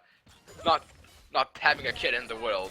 And then you're like, oh, I'm at 0 mana. I can't shade anymore. Culling is available, and that is locked in, and he doesn't even need the culling. And that is goodbye. so much damage. What mechanics? Good. Oh! Oh, explosive cast back to the king! Is he going to use it? Pepsi King is so low. He goes up, where's the gravity? Pepsi King is going to get shredded. Piercing Light is not on target. He didn't use the culling. Well, he was in the middle of a minion wave. Clear the minions. Well, they would they would have just soaked it up. Kill them all. This is 2-0 for Epic Avalanche. Lucian taking up 1 kill, taking up 1 assist. All the resources are on Lucian right now, are on Bard right now. Oh, now you use the culling. No, I'm messing with you, man. Are you happy now? Yeah, I'm happy. Oh, all that CS. That's actually what you want to do. The cooldown is, it's 100 seconds, so like, it's sort of long, but pushing another wave into the turret can mean so much. You deny a lot of gold and a lot of XP to the Sivir. And look, we saw Flirt Mechanics winning in CS through every game in the series. He's down by 30. Like, he is getting destroyed by Imbi's Lucian. It could be that Imbi was just playing a bit too passive with the Caitlyn, just focusing on some harass, not going for the all-in engages. But the more aggressive AD carries seem to favor him. Aside from the first game, where we saw Troller Dog pretty much everywhere, Troller Dog didn't gank the bot lane. Now he did. Now they understand that Flirt Mechanics needs to be shut down, no matter what. And they are doing a heck of a job on it. Bard is actually doing a heck of a job as well. BG in esports is actually locking down every single time. He already tried again, so Cosmic Binding is on cooldown, don't worry. I will get the cooldown first. Your spell shield has a longer cooldown, so I'll engage again. Bard is actually doing a really good job on this lane. It is a really big part of why Lucian is winning so much in terms of CS, because Janna is not able to fight off Bard. Yeah, it's definitely. Not possible. He is on point with all of his attempts at aggression, and Flirt Mechanics just wasting that spell shield. He failed the Cosmic Binding on purpose now. I don't know, but at least he got the bait out on the spell shield. I don't know if it was on purpose, but at least he got it. It could be possible. It could be. The problem with Sivir in this lane is, generally speaking, Sivir is a weak laner. And up against a Bard Lucian, you can just get completely destroyed, because yeah, you want spell shield away the Cosmic Binding, however you still do want the spell shield away the Piercing Light. So if she uses spell shield on the Cosmic Binding, the Lucian can just dash in, Q her once, put a few bullets down, and look, we can see what's happening. She's getting destroyed. Well, she used the spell shield on one bullet of the culling. That is possible. Oh, we see that's Pepsi engaged. King on his way. But here comes the Oh. cannon barrage. They locked in Elise, so the Cocoon is not going to do anything. They just need to buy enough time so Gragas is able to get Spiderlings there. blocked the Cosmic Binding. Oh my gosh, he did it! He flashed it and just pierced with the light! Oh, that's what I like to see. That's some confident Lucian play. I tip my hat to you, Imbi. I tip my hat to you. And you don't even have a hat. And I'm not even wearing a hat. Now Kelly is forced to use the ultimate, even though the intervention is not going to do anything because Poppy was already on the back foot. Nafo is waiting for the cooldown. She's waiting for the shield. She knows she can go in there because Gragas is on the bot side. She has the vision and the kill potential on kill. Will she go for this one? And Luigi's trying to sustain himself, getting and picking up some HP. Oh, there's a lot of HP kicking in because Luigi is doing what, well, Shakar has told me, Divine Blessing second upgrade. So you get the Righteous Fury as the second, the first skill, of course, and on second you get the Caretaker Shrine, which is oh, sorry, I completely misplaced this one. The Divine Blessing. I was talking about Bard, I have no idea why. So you take the Divine's Blessing. The Wandering Kale, the angel that... No, sorry guys. So the Divine Blessing, which actually heals a lot. A lot.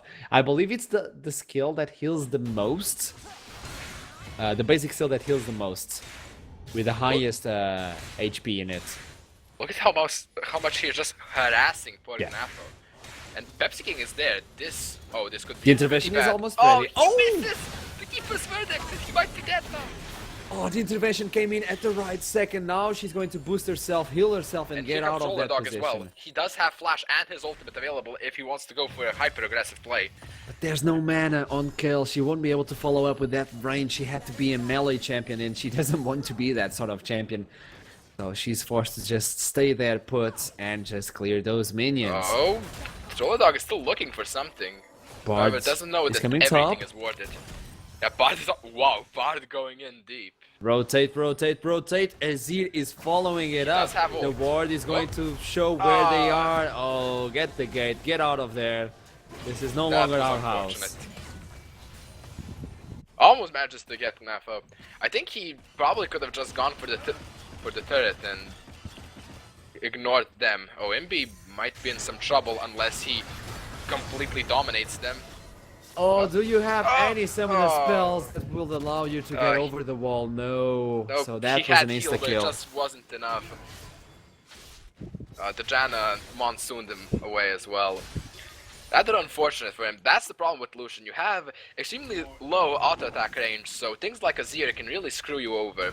That's why you would prefer engaging with your team, where you have Gragas to be able to displace Azir towards you. Meanwhile, Trinity Force completed on Rula, so he was able to get himself with that stacking item and nobody bothered him. We are just disregarding the fact that we have a Gangplank mid farming with no problem versus an Azir. Gangplank, Well, he melee was champion. bought though. To be honest, he was bought while Lucian was mid. It did lane swap For for a 10, bit. 15 seconds. How can you win on a melee champion versus Azir, you know? This is Well, what I'm like, talking he does about. have barrels, but yeah, that is Rula playing quite well. If he managed to juke enough of the poke and the damage that Poor in the box was probably trying to do onto him, and still, actually, not even keeping Titan CS, he's actually taking the lead. 10 CS difference in the favor of Rula. That it is. So that is quite impressive, I have to say. And now he's going to get this blue buff as well. Blue buff is pretty nice for Gangplank because you do get mana regen, which helps when you're spamming Q like a maniac, and you get a lot of CDR, which is exactly what you want on Gangplank. The only problem is you don't get AP now, so your orange is not going to sustain you further, and your cannon barrage is not going to get amplified. That's the only sad thing about the blue That buff is unfortunate rework. because it is it is no longer 2 times your level. Now it is 15% of your AP, if I'm not mistaken. Yeah, it is. Yeah, they changed it so it's better on mages, but worse on people who don't actually build any AP. It's no longer a small base damage buff. Oh, BG in esports gets another flash. Flirt Mechanics tries to get the spell shield, is not able to clear himself out of that that damage, that stat damage. Here comes the Bard, here comes the body slam, here comes the explosive cast. He tries to get the Impulse Divide. And oh my goodness, the turret is going to kill Imbi. Troller Dog now gets the slam on the Spider. Meanwhile, Poppy tanking it up versus Gangplank. This is the mid Gangplank. He has a lot of damage. Kale is here as well, with the Gaze's Rage Blade completed. Close. Oh, that went so wrong for Epic Avalanche. They still won the fight. That's the impressive thing though. Even though Impi, who is their main gold lead source right now, died because he got Emperor's Divide into a turret and took 2 turret shots. He flashed away, but it was a bit too late, unfortunately for him. They still managed to win the fight and pick up this Rift Herald. It's going to be pretty huge for them. But for who? Is this going for the Gangplank? I think this should go Kale? over to the Kale. This should go Or over to the are Kale they because going she to will give be this the one to the split Gragas? pushing. Oh, okay. Yeah, over to the Kale. Because she will be the one split pushing, and you want to give her as big of an advantage as you can, even though she is already completely destroying this Poppy. More apply on hit effects, my friend. That is one more apply on hit effects. If he's able to get himself on the 100s, this is the gank. The damage reduction is going to be applied, but still a lot of damage coming in. The intervention is available if Luigi is able to do it. Oh, he The flash away. in is there. BG in esports wants to get the stun, but here comes the repel to try and juke it around. And BG is not able to get him out of that sticky situation. They might go for the dive as the penguin is there, so the slow is going to be applied. Nevo with the Iceborne Gauntlet is able to stick with his target, but still not kill it. Top lane is going to get pushed. So this is when if Rangers trying to get another lead, and this is the first turret of the game for them, since they are behind 5,000 gold, and now they are behind 4,000. However, Epic Avalanche will pick up one free dragon for this. It is the Mountain Drake, which could be good for them. They're looking at a sort of 1-3-1 split push composition right now, with Kale and Gangplank in the sides and a mid lane consisting of the Gragas, the Bard, and the Lucian. Oh, Bard might be. Oh my gosh! The play is surreal. BG in esports with a flash plays. My goodness, Cosmic Binding. What a god! I'm completely dumbfounded. Like, The Penguin man is a Master. legend. The man is a legend. Props to him. Oh, he failed the parlay. Rula, get the cannon barrage. Tries to run away. He doesn't Is have this flash. slow He's enough? slowed. Yeah, it is enough. He Not got even the slowed Swifties. from the Rylai's Crystal Scepter that Elise has bought. And then, of course, the Shifting Sands from the Azir. The Conquering Sands, my mistake. Just like tasty Aladar. Oh, it's Aladar. This is no longer BG in esports. This is BM in esports. That was a beautiful and gorgeous play. Yeah. This one's for the highlight reel. Oh! Oh, surprise! That's Kale with a Ginzo in the Damn, Nashers. she actually survived. The Jan actually managed to get out of there in time with the help of some friends and her ultimate. And everything. And absolutely everything, yeah. They wasted a lot of cooldowns to get Janna out of that situation, but Baron is alive, and you have Kale. I'm just saying. Nafo, I don't know if you want to fight that one, Look even at with this. Elise. Getting shredded. Because Here that's comes Kale. Elise, though. Here comes BG and esports as well. Not Is sure if he'll get this there in enough? time. Is this the hammer coming down? Who brought the hammer on themselves? The Pepsi King now getting slowed by G in esports. The tunnel is there, getting him the movement speed, getting him the penguin distance that he needs. Ignited that Elise. Here comes Flirt Mechanics with the exhaust. There's no intervention. 3 is more than 2, and he's not able to handle that. He almost picked him up. Like Unluigi does obscene amounts of damage right now with that Ginsus and that Nashor's too finished up. It's If only they the group beginning. up- it's only the beginning. Like, I'm gonna be honest, if they manage to get enough ward control, they could probably rush a Baron. Like, they do so much consistent damage. It's not just burst. It's a lot of consistent damage coming from the GP and the Lucian as well. Oh yeah. Paired with that fully stacked Ginsus, which is just unbelievable. So what I'm talking about is Kale with 40% cooldown reduction and 1 item of cooldown reduction. He has 20% cooldown reduction per level on the runes, which Wait, means what? she only needs Look, just press Kale and press C. She's level 14 with 35.58%. Which Holy means moly. she probably has 20% cooldown reduction on runes. Usually you see people with 10. Yeah, But- that's interesting. That's glyphs plus quints. I'd like to see it. I I need would to go expect- to the... Yeah.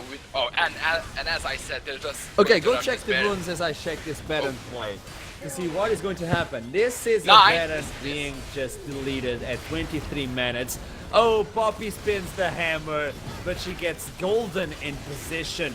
Pepsi King is there, running throw away. it The up, explosive Misty. cost doesn't lock in anyone.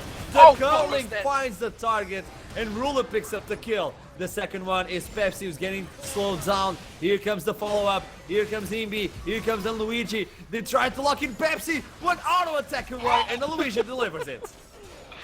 Oh, the plays have been so high feet today. I love it. And now they can just group up mid and push this turret. Like, yeah, it's an Azir turret, but you can continue to push onto the low health mid lane tier 2. You have Baron buff and you have a lot of damage on your side. Ah, Imbi getting trolled by Janna. Now he has to back away, and there's actually a huge wave stacking in the favor of Zenith in the top lane. So that should be taken care of. Yeah, they're just sending up Kale. Get some more CS for her. She has a 40 CS lead over Poppy. That's substantial. That's substantial right there. And speaking of the CS leads, Flirt Mechanics is actually back. Oh, there seems to be a pause going on. Okay, so I'm watching the runes. Okay, jungle checking if house is on. Okay, interesting.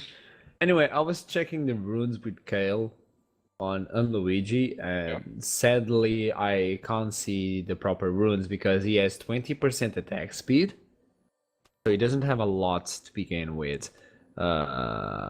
He can't get that 20% cooldown reduction because he only has 1 rune of cooldown reduction. We have confirmation that Shoulder Dog's house is not on fire.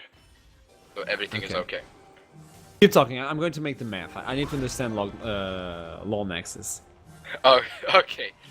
Meanwhile, it looks like Epic Avalanche is positioning for the dragon.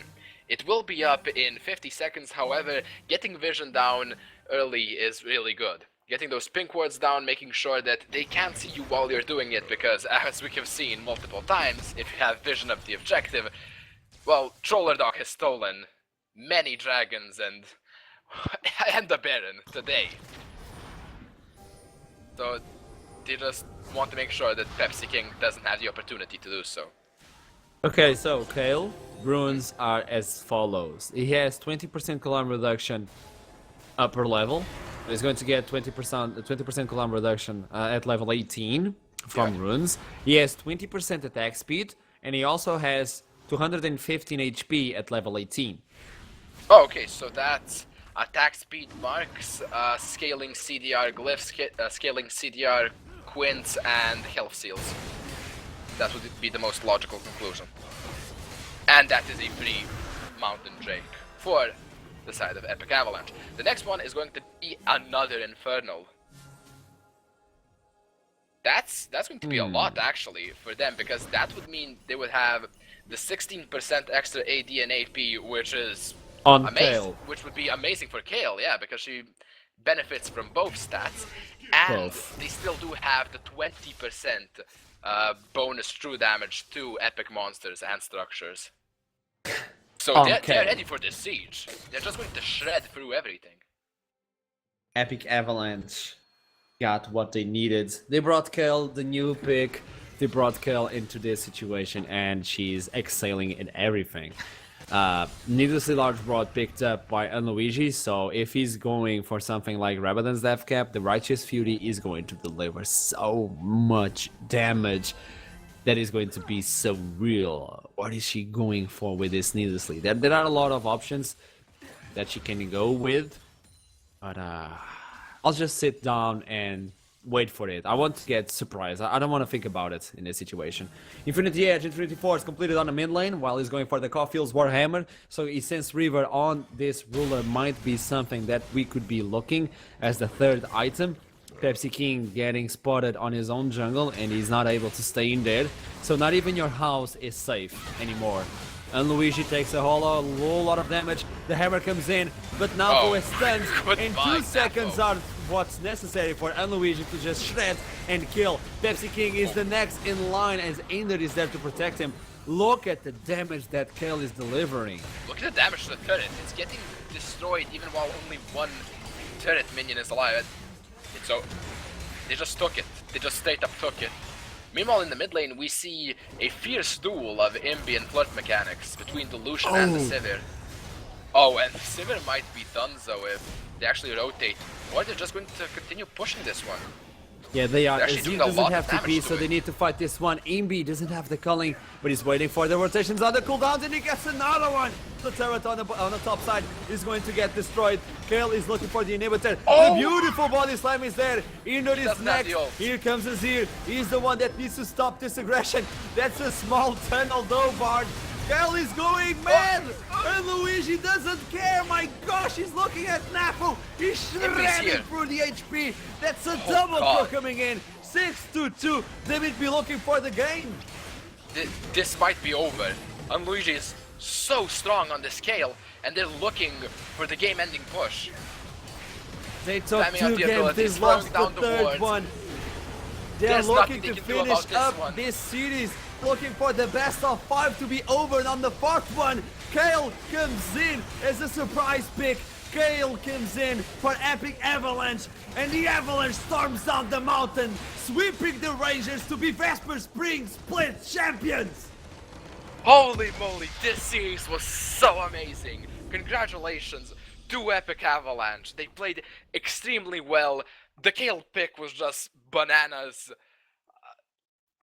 I'm lost for words. Really? I don't know what to say. Like, the last game wasn't all that close after the Kale engine started going. Like, Unluigi just started mowing down people like a knife through butter. They took control of the map, had excellent ward control. Ward coverage was okay here and there, maybe lacking a few, but a lot of pink wards were used to destroy a lot of Zenith Rangers' control. They picked up 2 Mountain Drakes, an Infernal Drake, and that's so much damage to structures that Zenith just collapsed. The ADK got beaten in a 1v1 against Illusion, and it was pretty much over. They had no one to clear the waves. And with this, it's Epic Avalanche taking up the championship, or the Vesper League, as you want to call it. Congrats to them. Congrats to Zenith Rangers as well. They tried their best and they were able to deliver some fights. They were able to deliver the second game, which was a hard one. The third game, they actually took it away, but they lost on the fourth one. So, well played cities for both teams. And we're going to make a quick break while we are waiting for all the members of Epic Avalanche to be ready for an interview to actually say. And you guys at the chat can actually deliver some questions that the interviewer will try to ask those players. So don't leave, don't touch that browser, and we'll be right back.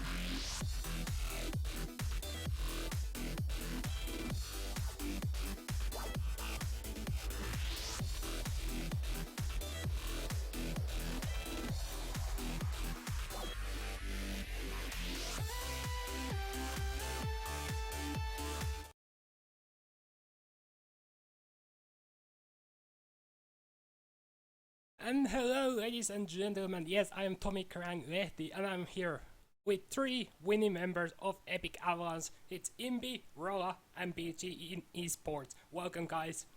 And Hey man. Thanks. Thank you. Hello. first of all, I have to ask the most cliched question in all of history of interviews. How does it feel becoming the second Finnish team, winning the Vesper split? Second. Oh, Go ahead, guys. well, pretty good, I guess. First split in Vesper, and first place is always nice. Yeah, I agree. It also feels great to prove Tatooine wrong. He didn't believe we could make it, but I'm glad we made it. Yeah. Did you have this attitude from the start of the season that, yeah, we're gonna go all the way to the finals and we're just gonna show a very dominant split in overall? Well, I came in like mid-split, and I saw the roster and we screamed a few times, and I thought like after 3 days that we would probably sweep the Vespa League, or at least I hope like not drop a game, but unlucky, I guess. Well, we didn't lose. We went had some ties, I guess. Yep. Okay, great. And now into the final games. PG, you had after the first very dominant victory in game 1, you had a slow start, or even some struggles in game 2. Like, can you walk us through what was going on? In game 2? Yeah. In the second game, we picked a late game scaling comp, and we decided to play really passive early game. And I think Imbi had some lag in the early game. Is that correct? Yeah, I lacked like most of the series. Yeah. So we decided to not pause, but it went better than we expected. But the real end game was really nerve breaking. You know, it was really tight back and forth. So it wasn't the plan to go that late game and that close, but we had the plan to go late game, so it wasn't a problem, I guess.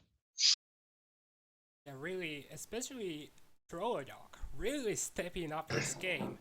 I think he managed to get all the steals that he was going for, 1 on Baron Beat and 2 on the Dragons in the later games.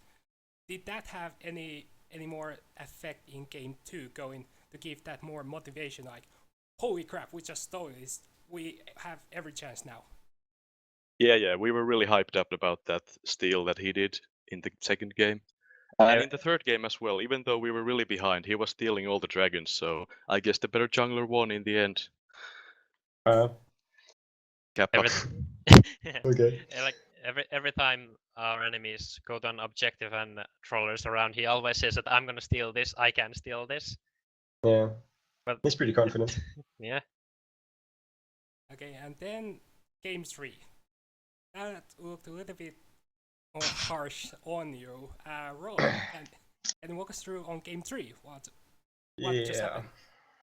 So we decided to pick strong-ish solo laners and just play around bot lane with double TP and Yanks. Start wasn't that bad, but then when we actually went bot with TPs and roams, we just got really greedy, especially with the blue invade. Yeah, and there was some really backfired. disrespecting of the enemy cooldowns, I guess. Yeah. We got all the Drakes early game, but we lost every team fight. And gold is still better than Drakes. And they outscaled, so yeah. Yeah, despite of that game, you look strong overall in the series, especially the last game, Imbi. You had some amazing moves on Lucian. Were you just holding back, or was that the combination of having to play with a Bard on lane that was also just wrecking house? Well, I can say it's like a lot of it was bad, but our plan going into the game was just like deny Lucian somehow, and I actually wanted to play Lucian a lot. Caitlyn is like some kind of fall back pick, but when I play Lucian, I really enjoy it. I've been like a Lucian one trick for like from season 4 onwards. So getting to play Lucian is like a dream come true in the finals, I guess. Yeah, it must be. Yeah, I talked to Kake before the game started to get the full roster of you. And he actually said that, yeah, we also have a sub for you in case you guys lose and you would like bring in Acitor to fill in with you.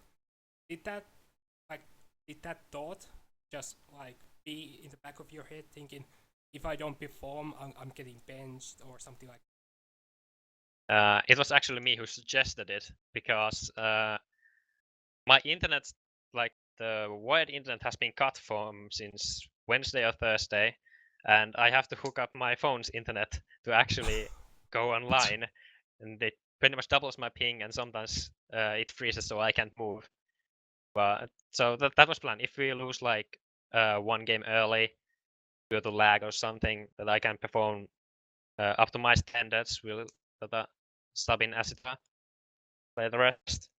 Yeah, but I think we had better synergy with Imbi, so because we have played for some time together, so it was fine. I'm glad that he didn't lag out and we could play the series out.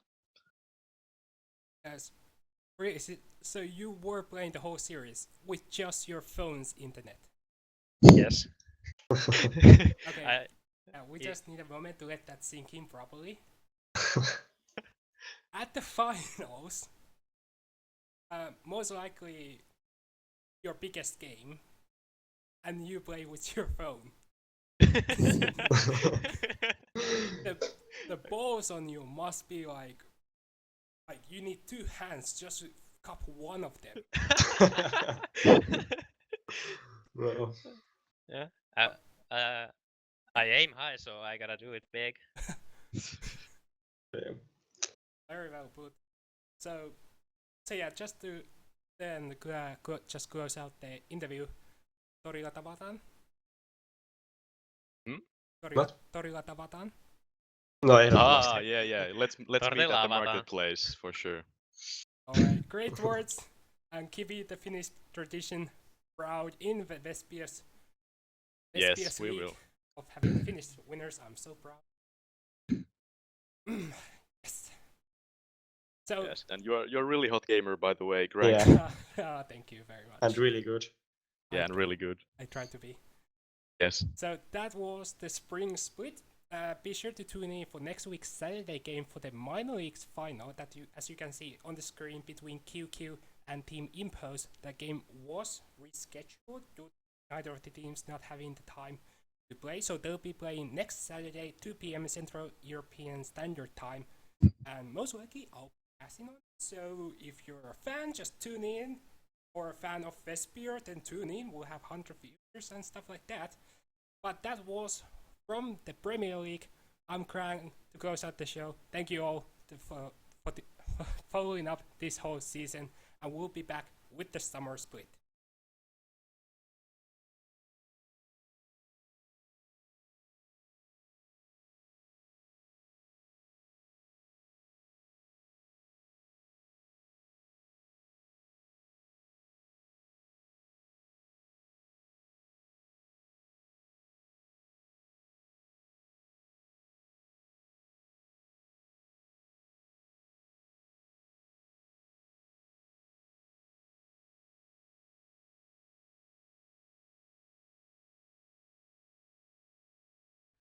I've paid my dues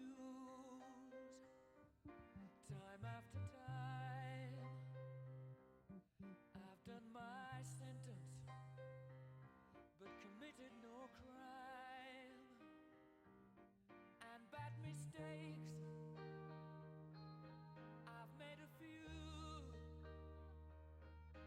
I've had my shells and kicked in my face, but I've come through. I need to go on,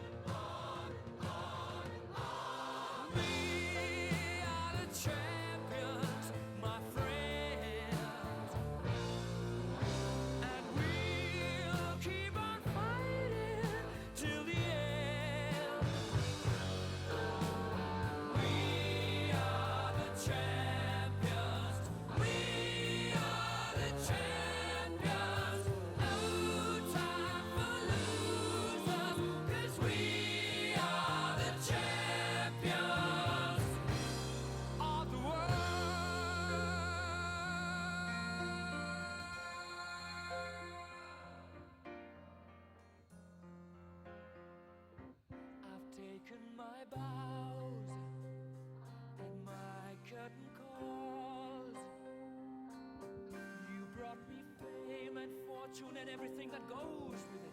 I thank you all, but it's been no bed of roses, no pleasure cruise. I consider it a challenge before the whole human race, and I ain't gonna lose.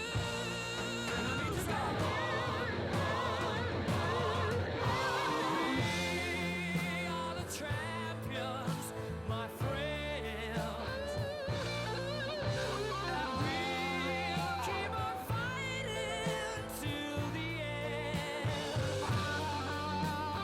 We are the champions. We are the champions. No time for losers, 'cause we are the champions of the world. The champions, my friends. And we'll keep on fighting till the end. Oh, we are the champions. We are the champions. No time for losers, 'cause we are the champions.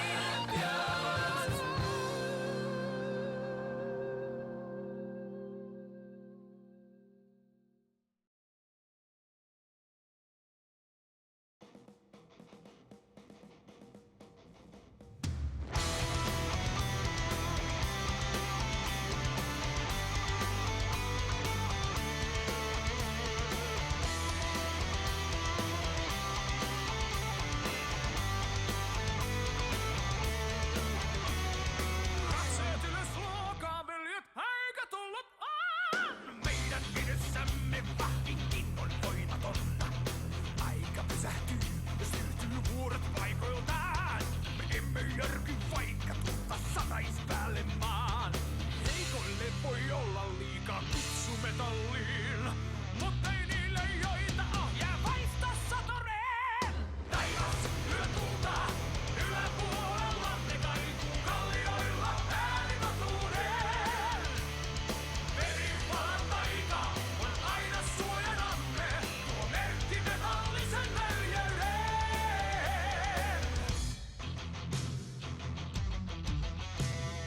Missä liikummekin, aina meidät huomataan. Kunnia ja voima saavat meihin uskomaan. Tulipana seuraa joukkoamme mahtavaa. On luontopuolellamme tukemassa sanomaa. Heikoille voi olla liikaa kutsumetalliin, mutta ei niille joita ohjaa vaistosoturiin. Taivas lyö tulta, yläpuolella ne kaikuu kallioilla äänivatuuden. Veripalan taika on aina suojanamme, tuo merkki metallisen veljeyden.